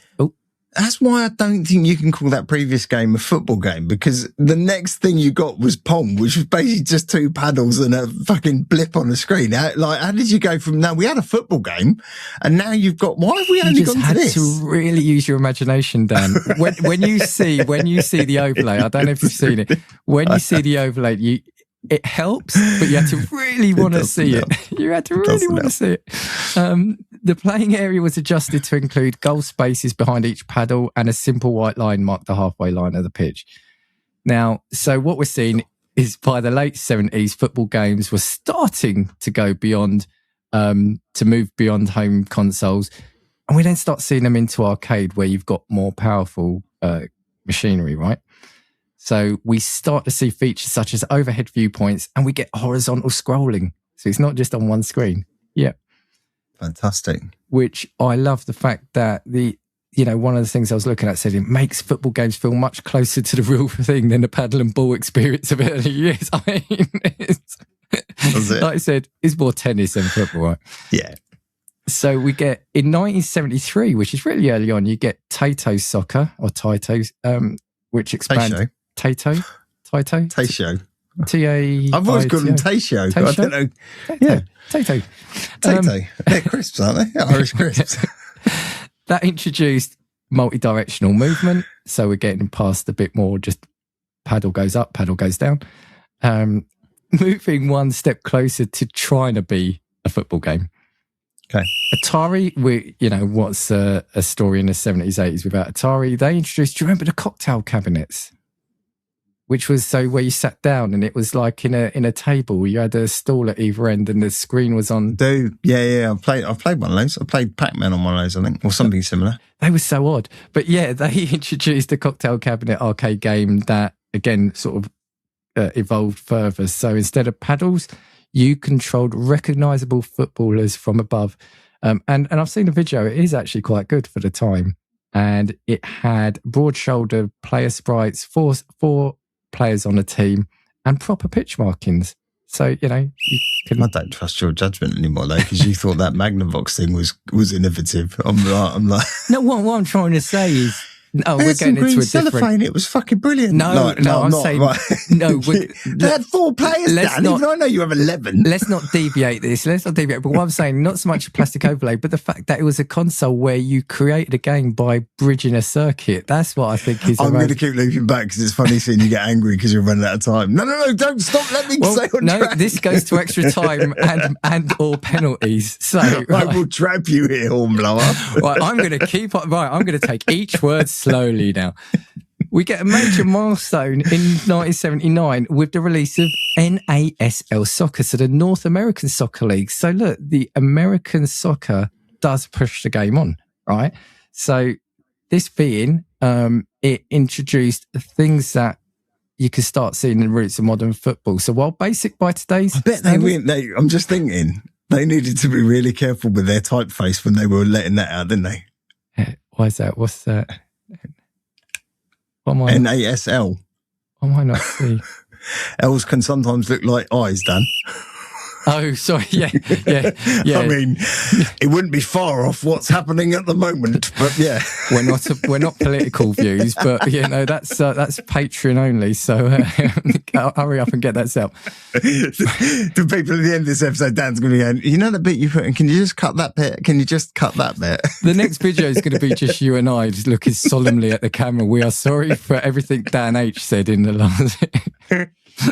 Right, let's quickly move to the 1980s. So this is where we start seeing a proper leap forward, right? So we get 8-bit home computers and consoles, and developers then start trying to recreate the sport rather than trying to offer football-inspired experiences, right? And ultimately, makes sense. Limited hardware, that's what you had to do. Yep. So they start trying to it's things like rules become structured, players given tactical control over the game, and we start seeing football simulations. So a question for you here, and again, it's probably a difficult one, but you could apply it to any other kind of sport games or sim type games. We're going to talk later about FIFA and PES, and this really fits in there, but there's a real mark between, we said, realism and accessibility. To you, kind of, what's more important? Do you think we've lost? Because even me, I'll be honest, FIFA now is a little bit beyond me, because when you've got to press 20 buttons to try to do a flick or something, I'm like, why do I want to play this? Is there a question there? Yeah. Realism or more accessibility, because we get like the sims, like racing games are the same. Forza Horizon against Forza Motorsport. I would have said accessibility or simplicity. However, having recently spent a lot of time playing Crimson Desert, I can now say that multiple button combos don't fear me anymore. I'm not worried about them anymore, because that game's insane. And I remember you guys talking about what's the arcade sim footy game that you guys were playing a lot of last year? Rematch. You were, I think you guys were saying that some of the controls in that are quite awful in terms of how, some of the button combos that you have to do certain things could be a bit frustrating. And I guess, for a game, having not familiar with, I've obviously kicked a ball around a park with my mates before, but, I can imagine there's a lot of skill in, understanding ball control and all that sort of stuff. How do you replicate that on a pad? Or, it must be quite difficult. And then you've got the barrier of actually, it's not even your feet. You're controlling your feet with your hands, right? Because you know what I mean? You're not.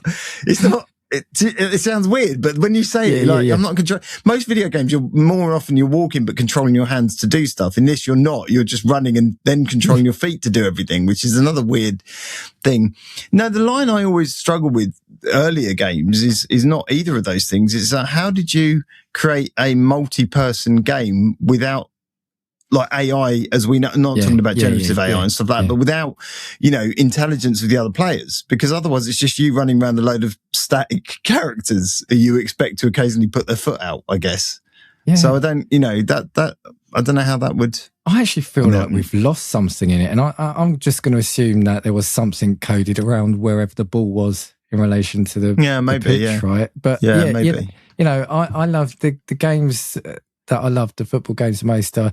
You press the button once, it did a short pass. You push the button harder it did a harder pass or a shot, you know, or you know. Was that the old kind of like FIFA in the old soccer. days? Was it like a tap would be you tap it and then a sensible soccer kickoff, which I'm going to come onto. They were much simpler, but now it feels like, you know, you've got to have the dexterity of like.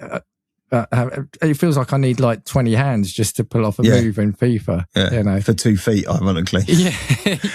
The thing I remember the one once or twice I did play FIFA, and back in the early days, it always felt like the ball was glued to your feet, like when you were dribbling.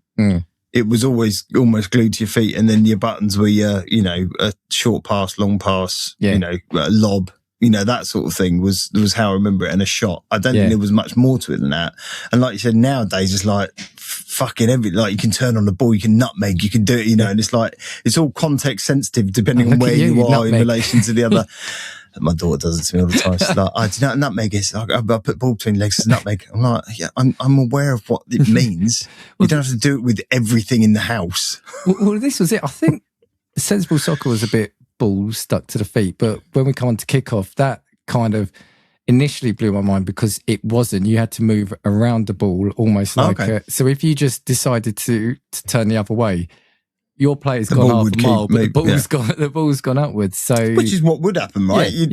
Like in real life, if I kick a ball and not if you're skillful like me. Sorry.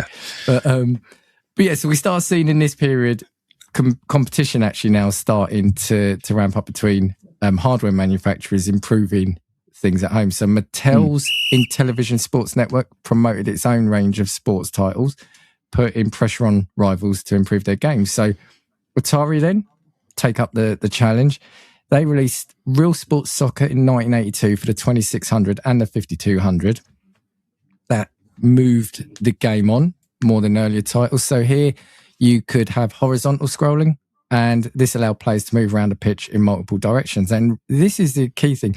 Rather than controlling an entire team at once, you could then took charge of a single footballer while the computer controlled the teammates. So this is what we were saying, kind of what you were saying. This is then when you kind of get the standard. Visualize that for me. I'll try and find some videos, obviously, but visualize that for me. Like, what do you mean horizontal? Like, obviously not you weren't on a, you know, vertical pitch. Was it, you know how FIFA and PES and all that are laid out, right? Yeah.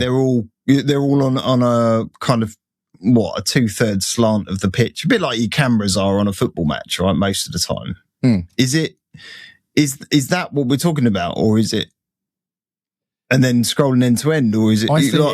It's kind of like top down, but with it almost looks like it's a bit of 2.5D. I think that's what they're saying. So the game is horizontal, but you could go across the screen. Got you. Okay. Yeah, if you see the video, you'll get a bit more.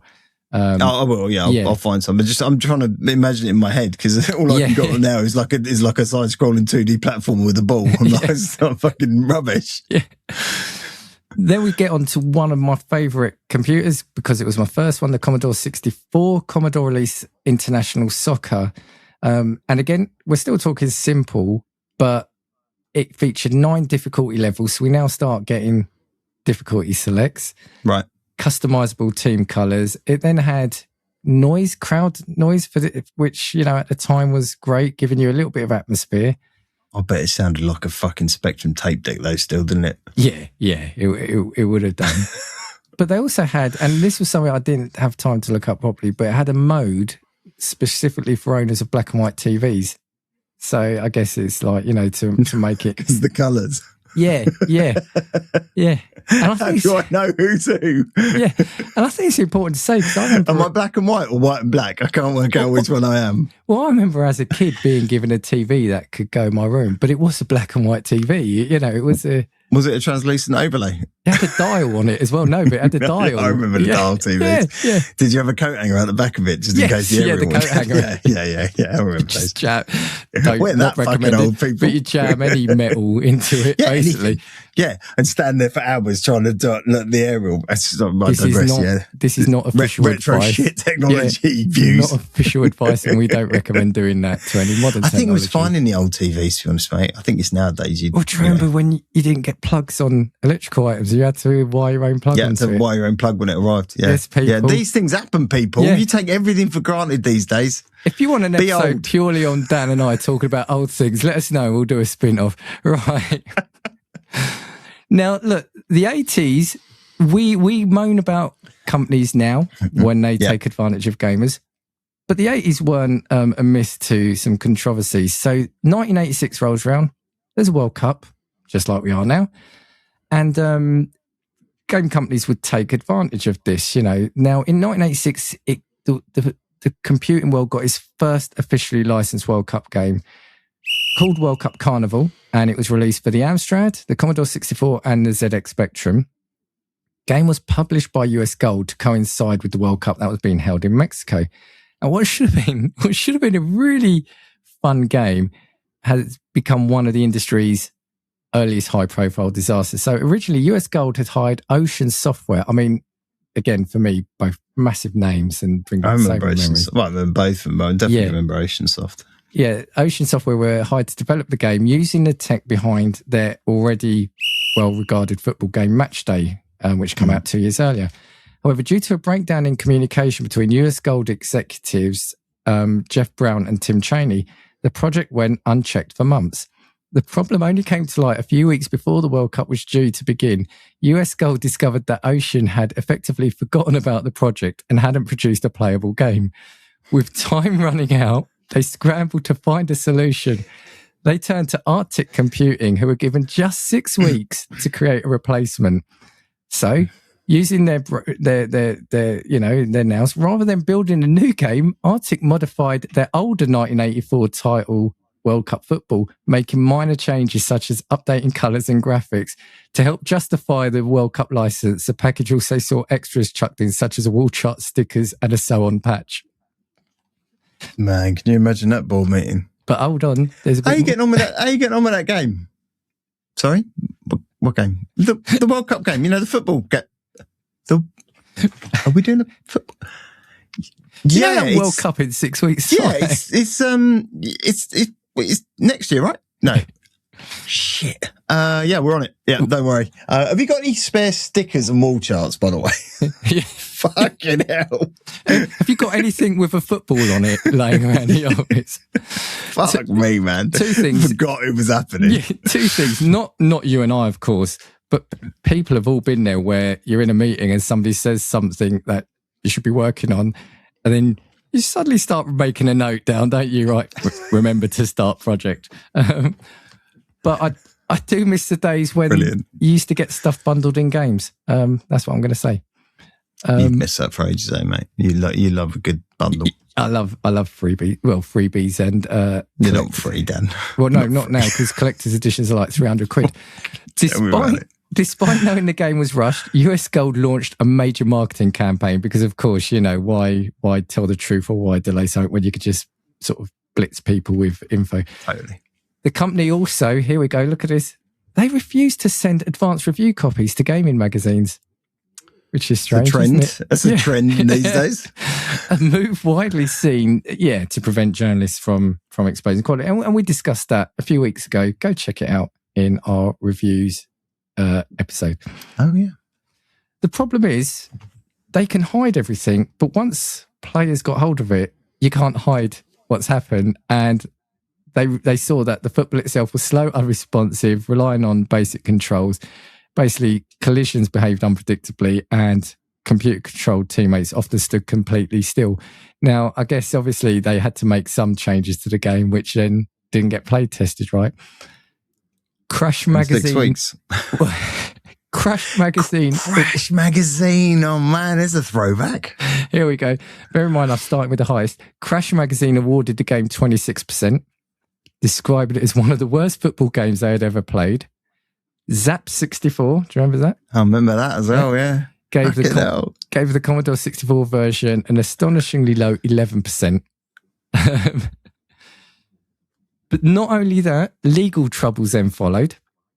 So Arctic Computing was sued for copyright infringement by Prism Leisure Corporation. The issue stemmed from the fact that Arctic had previously sold the rights to World Cup football to Prism in 1985 as part of efforts to avoid bankruptcy. That meant Arctic no longer legally owned the code they had modified and sold to US Gold for the World Cup 86 game. Okay, now. Prism won the case, forcing Arctic to hand over the profits it had earned from the project. Meanwhile, US Gold was forced to pay £20,000 out of court settlement, which was still selling the original unmodified 1984 game at much lower price. This is too human before too human, isn't it? It's astonishing, isn't it? So we talk about modern Not that's gaming. Unreal Engine. Yeah. Oh, I'll remove all copies then, I'm sorry. Yeah. Fucking hell. It's astonishing, isn't it? I mean, we talk about modern practices, but look, like, you know, it's been going on. History repeating itself, Yeah. mate. Yeah. So, but look, whilst that did really badly, other games were doing really well.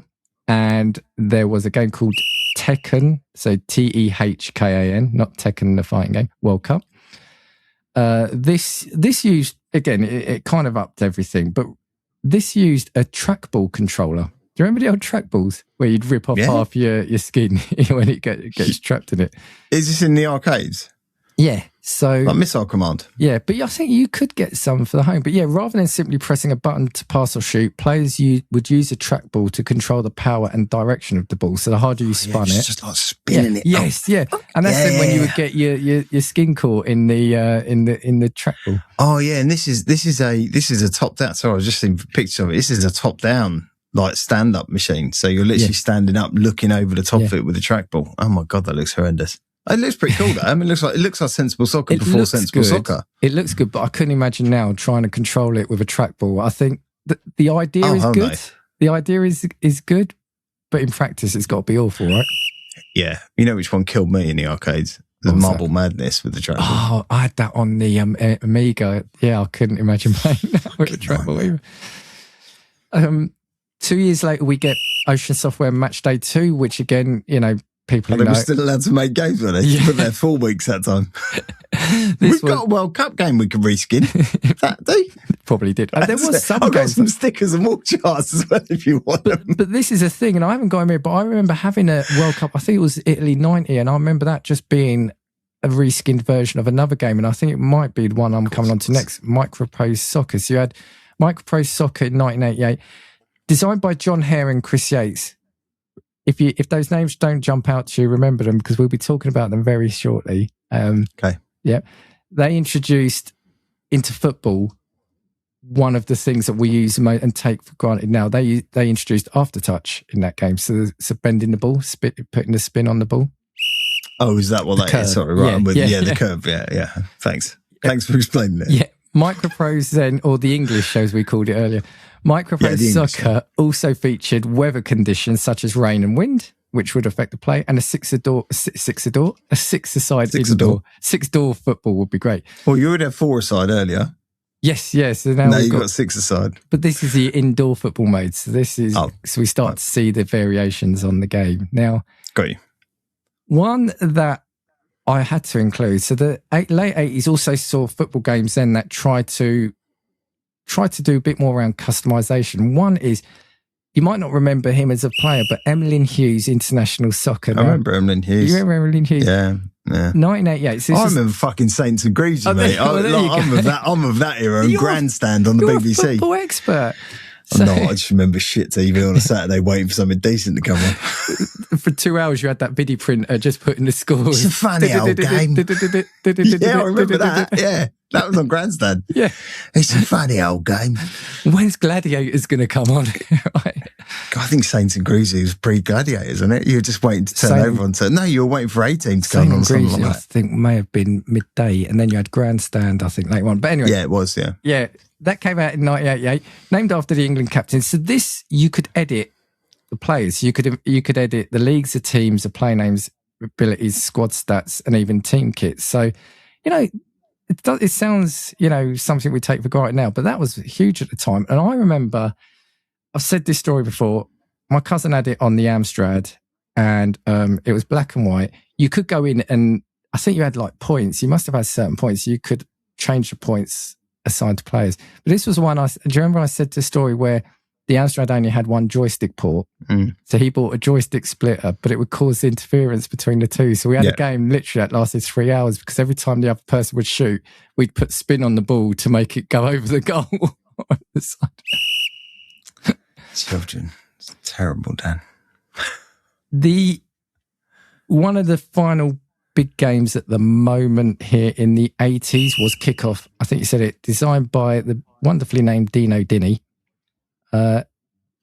Most football games had what you called ultimately the sticky ball system, where the ball sticky balls. Don't cut that. Where the ball stuck to a post. Don't cut it. Don't cut the sticky balls. No, don't clip me. Dini's physics engine. Sticky balls coming up. Here we go.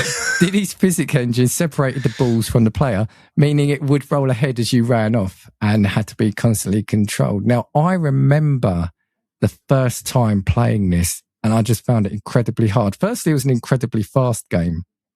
But secondly, it was incredibly difficult. Now, the other thing it also introduced was player formations. And you could have a 1-2-7, which is incredibly ridiculous because that would be 7 strikers, one at the back, 2. Right, one at the back, 2. Yeah. One a goalkeeper, two fucking defenders and 7 attackers. Yeah. Well, it also had different referees. See, it introduced referee personalities, which people will be laughing at that. But yeah, the referees had different personalities. So you had one that was notorious. He was called Mr. Screech, who was very whistle happy. Now, I used to remember, bear in mind, I was playing on my own. I would often get games abandoned because I got too many players sent off because I would just go sliding in. Now, never playing a football game with you. You're far too aggressive, Dan. I am. Again, I was joking. So the question here now is, so we've kind of discussed the 70s and 80s. The question is, what's more impressive, the technology in the games or the fact that people found them fun? But for me, it's far more impressive that anyone fucking enjoyed them. But because why would you, why? I could this fucking Mario, like why? No, I think anything we spoke about it in Sonic episode, anything that involves any kind of physics or the manifestation of physics or how you deliver something is massively impressive. Because you're essentially taking an equation from real life and coding it into a game or whatever. And I always think that's super impressive. Like taking something that occurs naturally, gravity, spin on a ball, and then going, well, I'm gonna code that into a game so that when you do this thing, that thing happens. I always think it's just super impressive. We've spoken about it many more. So not just Sonic, we spoke about it like Crimson Desert does it, and all of these games that just do this magical stuff. So, and when these things started happening, because I can imagine early days of football, you could kick it in one of a limited number of directions, whether it was straight ahead, backwards, diagonal right, diagonal left. You were very limited. And now you're talking about innovations in technology that allow you to put spin on a ball, or the ball slows down naturally because of momentum, or, kinetic energy applied from a kick, whether it's a soft kick or a hard kick. All of those things are really, really clever. And I think just being able to, build an engine that implements that, certainly in those days, in the very early days, with limited knowledge and capacity of memory and things that they had, I think is massively impressive. Yeah, it beggars me belief that people actually fucking enjoyed this shit. But yeah, the rest of it is super impressive. Well, I think that's good enough.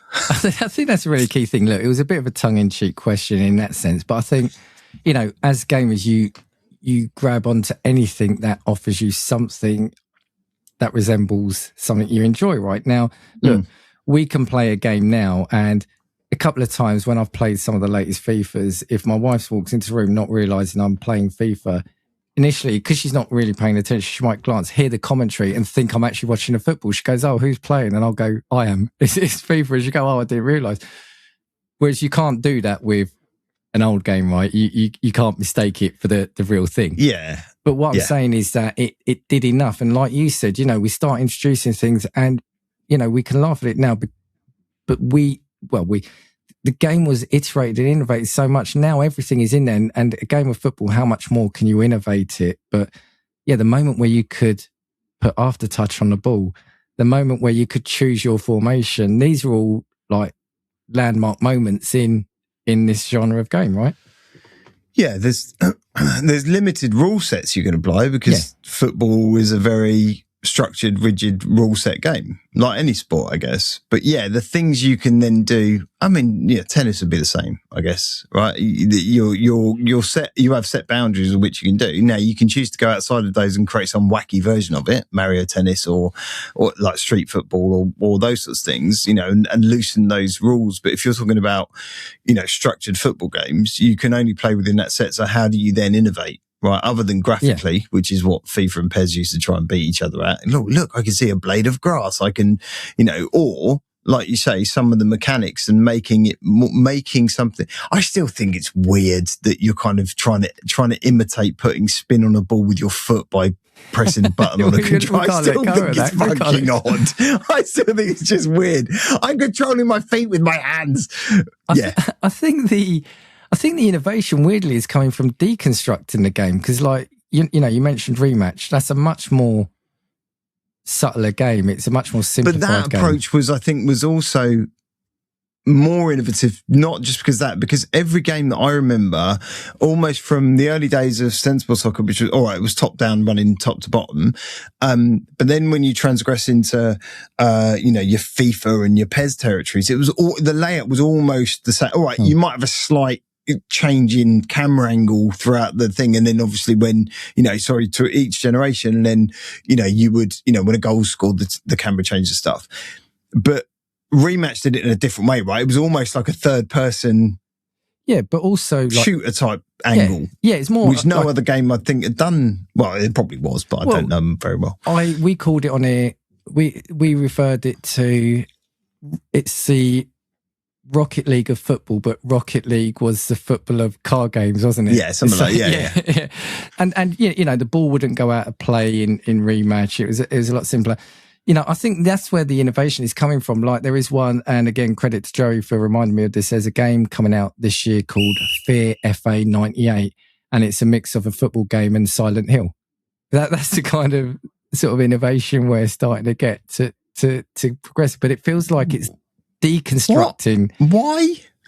Because you can. We can do anything in games. That's part of the beauty of it.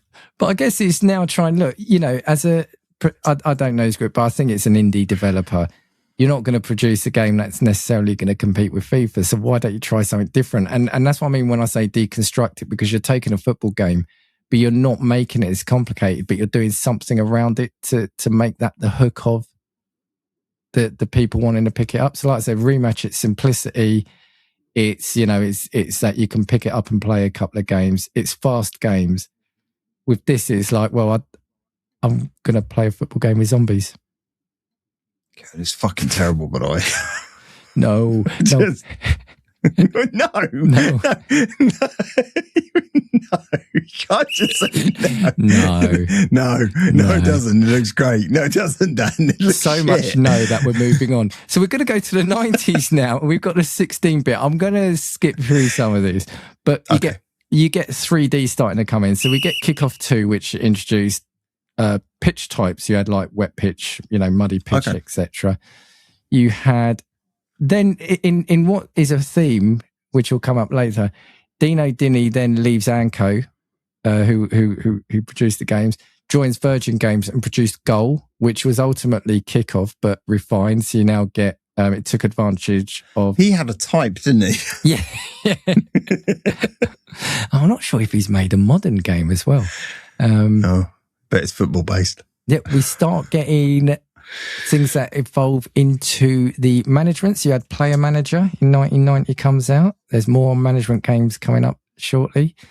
But we also then get the whole, the capitalist side of the game. We then get Manchester United Europe 1991, which then focuses on branding of a football team to then jump in on the branding. That's what I should say more, the branding and trying to cash in on certain players. And I remember there was a series of games, it might be in the 2000s, it was the same football game, but was just named after the football club and just had that football club's logo on the front. So, sure. Yeah.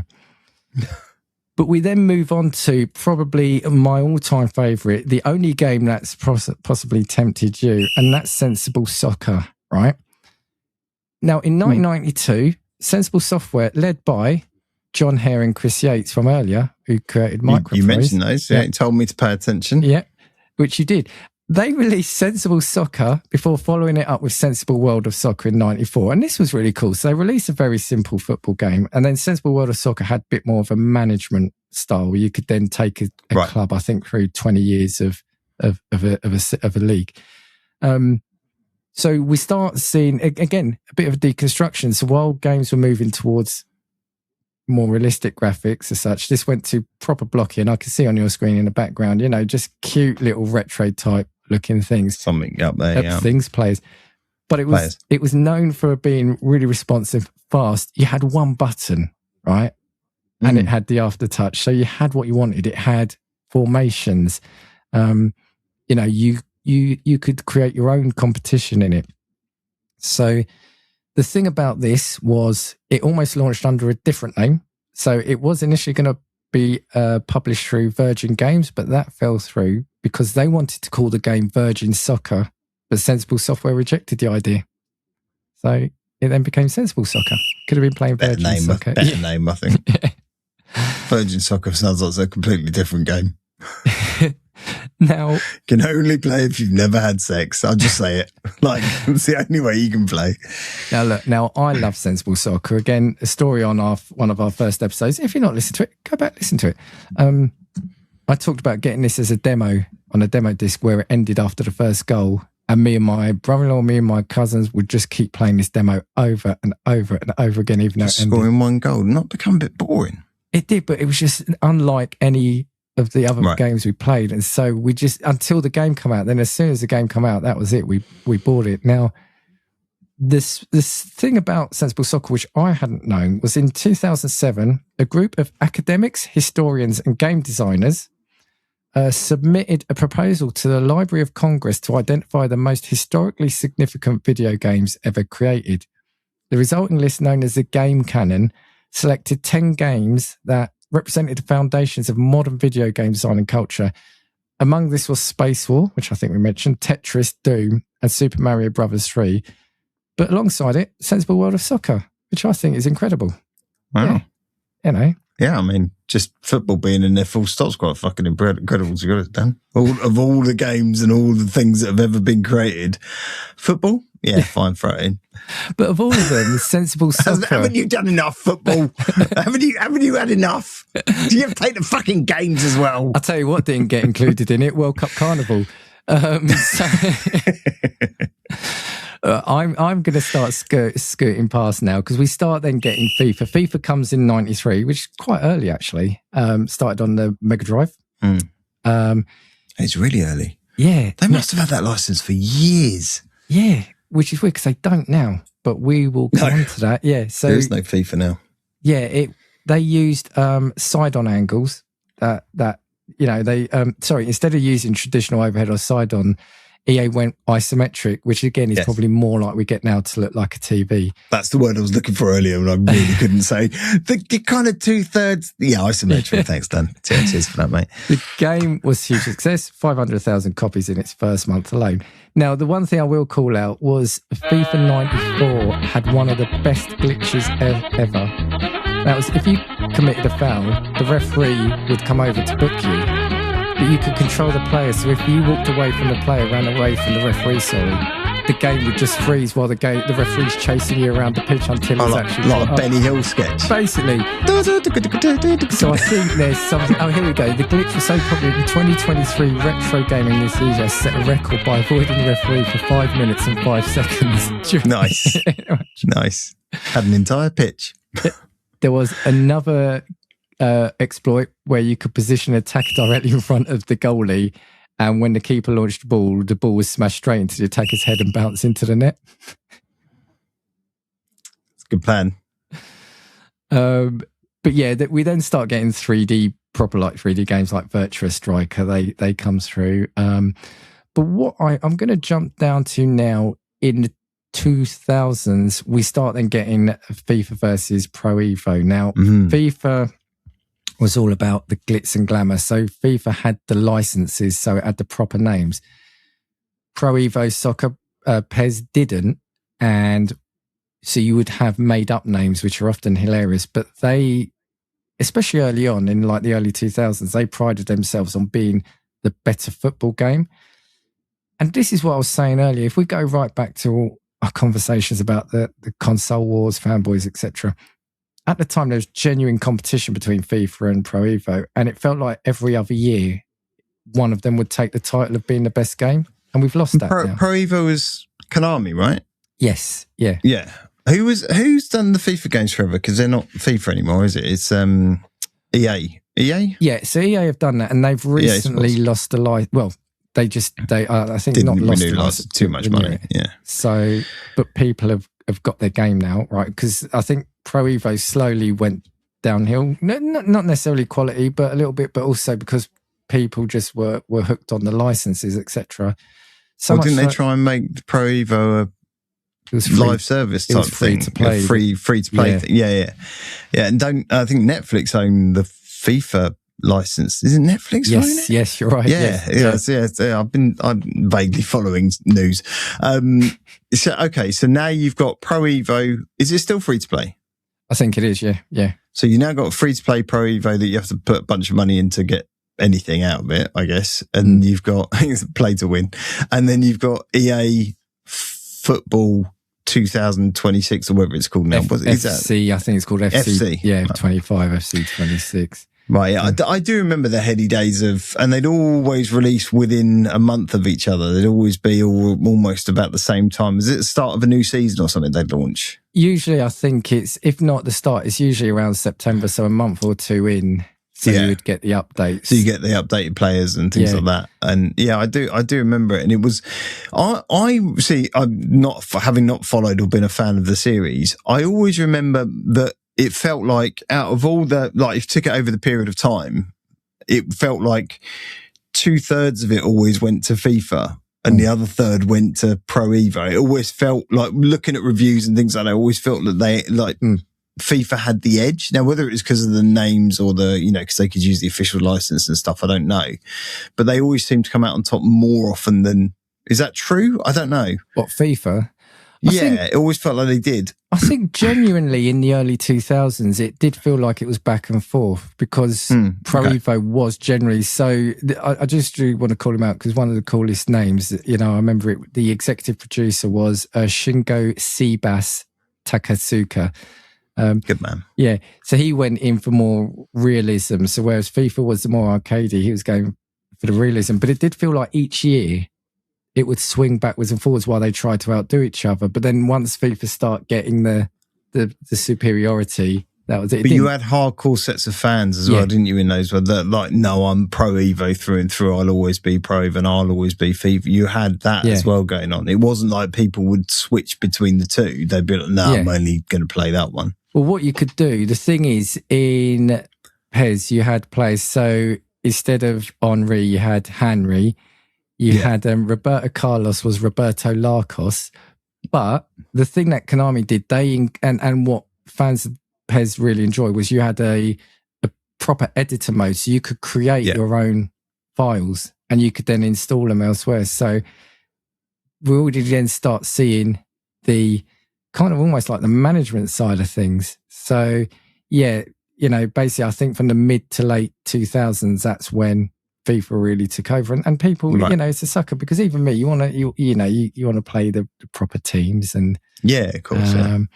Now I'm gonna scoot on just for a special mention. What we haven't, and look, FIFA obviously is the dominant game now, so we've gone from the Magnavox pretty much to FIFA. And sorry, Netflix have got the license.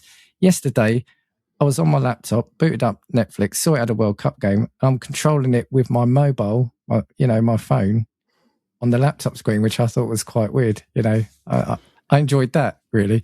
They've got you, Dan. They've fucking got you now. That's it.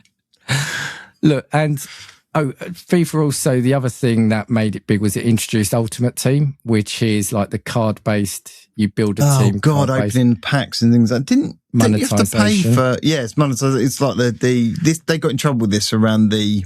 Yeah. It's a form of gambling. Yeah, Basically, you would buy packs. You would need to buy packs. Now, technically, you could win in-game credit to do it, but you're ultimately buying football packs, which are like positions, managers, etc. You also then get the influencers who would always unpack the great players, which I'm sure wasn't aimed at trying to tempt you. Yeah, they did that. And then it was the first pack would always contain an ultimate card or whatever it was. And then subsequent packs you'd never fucking find anything. It was one of those. It wasn't not random as you think it would be. Well, it's really, what's the word? They know how to do it. So when they started introducing, like, you've got team of the season players and like they started introducing various layers, like world player of the year, whatever. They would have a different color background and they would come out with a different animation. So as soon as you see that animation starting, so it's feeding that endorphins already when you're starting to see a certain animation. It's like opening fucking Pokemon cards, isn't it? You're just seeing a flash of something and going, oh my God, it's that, I'm getting that. And then, thanks, I'm all right. Yeah, so in terms of FIFA, in 2013, Takasuka stepped back from PES, and by 2019... Seabass. Seabass, yeah. Then by 2019, basically FIFA, it was all FIFA, right? So Pro Evo Soccer... I'm saying that like I know. Yeah, sure. Well, it was, yeah. Pro Evo Soccer 2019 sold just 550,000 copies worldwide, while FIFA 19 sold 12.2 million. When did they move to the free-to-play model? Was that... Because that was around that time, wasn't it? It was literally the following year. They went, that was shit, let's do something else. Yeah. Right. Now, this is it. So in 2022, you had the EA FIFA divorce. So that's when now it's just... God, is it that long ago? Is it 4 years ago that happened? Blimey. Yeah. The thing is now, so the thing is the company continued its agreements with FIFA Pro, UEFA, the Premier League, La Liga, and numerous other clubs. That meant they could keep the majority of the real players' stadiums in the game. So that's why it didn't feel for a player to be as big a thing.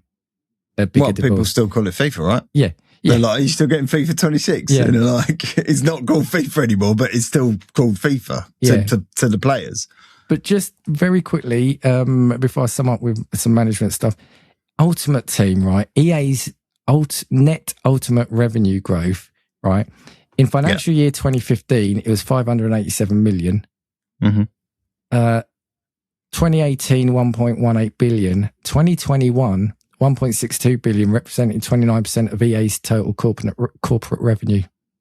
Just from Ultimate? Yeah. It's fucking disgusting, man. I mean, the people out there, like, I get it, but they must feel like right mugs. Like, the amount they've ended up spending on this stuff that they didn't get anything for. And wasn't there a thing you couldn't carry them over to the following season one year, and it all kicked off about... Yeah, you probably can't. I don't know if you can. Someone let us know. Yeah, so you're literally a one and done. You might have spent 50, 60 quid on these packs and then gone, well, I can't use them at the end of the season. Look, I spent some money on packs, but I'm rubbish at the game, so it wasn't a huge amount. I just did it just to see, and then I realised I couldn't even pay to win, so I... I couldn't even pay to win, so I left There's a flaw in my plan. It doesn't matter how much I throw it, money I throw it, I can't win. And look, I know we're close to time. I just want to call out football management. So look, there's a whole football management side of things as well, but I'm just going to focus on the two main ones. Are you going to talk about your mate? You're that player you did, that one what's his name? Lee someone? Was it? I can't remember his fucking name. Oh, the one I would always buy? Yeah, the one you'd always buy, and I found him, and he turns out he's it turns out he's an architect or something now, or building surveyor. Michael Twist. Michael Twist, that was who I would buy. That was him. So you had a game called Championship Manager. Championship Manager was the big management game, right? Really basic, but I loved it. It was very simple, really simple, but it meant you could play some quick games, right? It ran really quickly. Now, this was created by the Collier brothers, Paul and Oliver. So they were teenage brothers when they started creating it, right? So you start getting a number of games, sort of 92, 93, etc. Now, because of this, some critics struggled to see the appeal of a game because it was just text commentary, right? You just saw Henri's on the ball, shot, CFAX, no goal. Yes, pretty much. If you see the early ones, it looks like CFAX. And it was in no real graphics, etc. So even EA reportedly passed on the game. However, the Collier brothers said that realism and tactical depth mattered more, so they doubled down and carrying on, right? So in 93, they released Championship Manager 93. They then do sequels. There's different, you've got Italian football, a version of it, etc., because that was when Italian football was good. Right. So they then formally established Sports Interactive, which is a company that I think published it. But then what happens is they then have a fallout. So a huge turning point in football management comes in 2003 when Sports Interactive and its long-term publisher, Sports Interactive was their company, Eidos, parted ways. So Eidos were always publishing the game. Remember Eidos? Yeah. Yeah.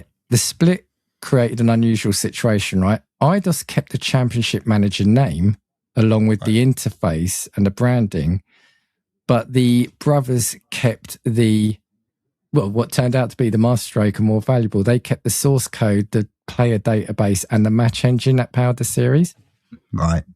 So for a couple of years, you then have Championship Manager competing with the new game, Football Manager. Right. They were hoping for Championship Manager, obviously, and I think Football Manager then went to Sega, but I think they were then hoping, well, look, we've got the branding with the name. We'll do this. It's not the secret sauce, though, is it? That's the thing. No, exactly. And then it's the engine. Football Manager then goes on to dominate, and every year. Now, I was addicted to Football Manager a little bit, but not as much. Not as much as someone we know, right? No, and I did ask him, can I quote it? And he was trying to put a lot of excuses in, saying that I left the computer turned on for a lot of the time in this. But don't believe you, Joey. Sorry, mate. This is, of course, let me just bring it over. Joey again from the Game Club pod. I said, can I quote the amount of hours you sunk into Footy Manager on our next step, please? And if so, could you remind me? He goes, of course. But don't forget, I played Football Manager 21, 22, 23, 24, 26 on Game Pass, so no hours logged from him. He goes, no, wait, I did play 21 on the PC. His hours he's put into those is 9,692 hours. What's that in years, Dan? Do you know what I meant to? If you could work that out, what he's saying, he goes, but look, don't forget, I used to have a shit laptop that took 15, 20 minutes to sim a day, so I left it on all the time. I think 2015, I didn't turn it off. I said, no caveats, that's your score. What is it, 9,000? 9,692 hours. Has it worked out, or have we now made the Steam machine cost even more money now? Yeah. Pretty much, yeah. It's 1 year, 38 days, and 20 hours. Wow. That was on one Football Manager, though. No, right? I think that was on the variations. But if you think you're actually playing that constant, if you imagine playing that constantly for a year, it's impressive. Now, look, I got addicted to it, but I left it a long time ago. And do you know why, Dan? It's because it started getting more complicated. It was not because it's shit. No, I'm going to say it. I loved it. But it then became a lot more, you had to then start doing more about running the club, the stadium and finances. And I just wanted to pick a team, buy Michael Twist. God, it's like fucking Cozy Life Sims. Fucking hell. God. Look, do you know what? I think I'm going to I thought I hated Animal Crossing. Fucking you got to do that with football. But it did feel like hard work. And look, and even before I do wrap up, even the football management has evolved over time. So even like Football Manager now, then it went from being text-based to having like a picture of the pitch on screen with the player numbers moving around to now you get a full match engine. So it almost plays a game of FIFA in front of you if you want to. So, yeah. Sure. There was a series. I'd love to waste another 90 minutes. Well, not the full game, but what I mean is it would play it out in the match engine. Now, okay. There was a game. Do you know what? I'd completely forgotten when I was doing this. Can't remember who'd done it. It may have been Sega, but it was a management game, but then it went into a 3D engine. But what you could do is you could choose to then actually play it. So you could then physically play it, that moment. So if you were attacking, it would jump into the gameplay and you would play it. And then it would jump back out into the simulation. I mean, it sounds thrilling. All right, look, I'm going to end it there now, basically. I think I think I've lost Dan. But look, to be fair, you've been engaged. Look, I think what I tried to do is, and like I said, I think there's been some fascinating things for me, like sensible soccer going into the preserved games, and just the whole plastic overlay of the Magnavox. So yeah, it's just a brief history of football games. I loved it. I mean, I'm not going to lie, it's not my strong suit. But I will apologise to fans of football out there, because I appreciate there an army of them, right? And I don't want to upset any of them. But and so it has its place in the gaming stadium, and I totally get it, and I appreciate it for what it is. It isn't my bag. You probably should have had Joey on to co-host this one, because I think you'd have got a lot more mileage out of it. But I do appreciate you taking me on that, not so much of a whistle-stop tour of football and games. Although, I mean, we've been going for 2 hours, but an hour of that was you fluffing the opening bit, so it's fine. And talking Microsoft, to be fair, about 40 minutes. Talking Microsoft. I was going to say, the closest I've come to a football management game is I used to spend hours and hours on Rockstar Ate My Hamster, which was a rock band management game. I just think, like most things, like even with the shooter, I just love being able to trace the origins of something to where we're at now, and it's night and day. Oh yeah. I mean, the evolution of it is absolutely night and day. I mean, from where we've come from, having a green overlay on a screen, to having realism in games and stuff like that. But yeah, I couldn't take any of them, to be honest. Right. So look, Dan, anything final from you before we go? Yeah, can we never do football again as an episode? Well, I had part 2 lined up, so... got the Sonic part 2 yet, mate? No, we're doing basketball next. We're doing the evolution of basketball games. We are not. We are diving into the history of one of my favourite consoles of all time. Not we've done many of them. The Magnavox. No, the Binatone, Dan. No, we're going to do the little friendly Nintendo 64, which I'm really looking forward to. From my ute. Because I never had one, and I don't know too much about that. So that's one where you're gonna learn me.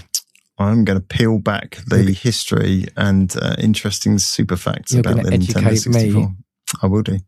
Look, I hope you've enjoyed this. Like I said, we took the opportunity. World Cup's going on. You don't have to like real football. You don't even have to like football. You just have to like listening to us. Yeah, that's you just true. have to like listening to us. Go back to what Dan said earlier. If you're not already and you've liked that, press follow, press subscribe. We do a number of subjects each week. If you're listening audio only, I'll say again, let me try to tempt you over to YouTube or Spotify video, because Dan does a wonderful job of putting the video together. And I wish I had footage of him when he's putting the video clips into this week's episode, knowing how much you love looking for football and watching it. Be footage of me asleep. Yeah. Dan and I are now going to go grab our coats, put them down for goalposts in the park, and have a quick go of like Wembley. And for those jumpers for goalposts. Yeah. Good idea. Yeah, jumpers for goalposts. We're going to have a game of footy.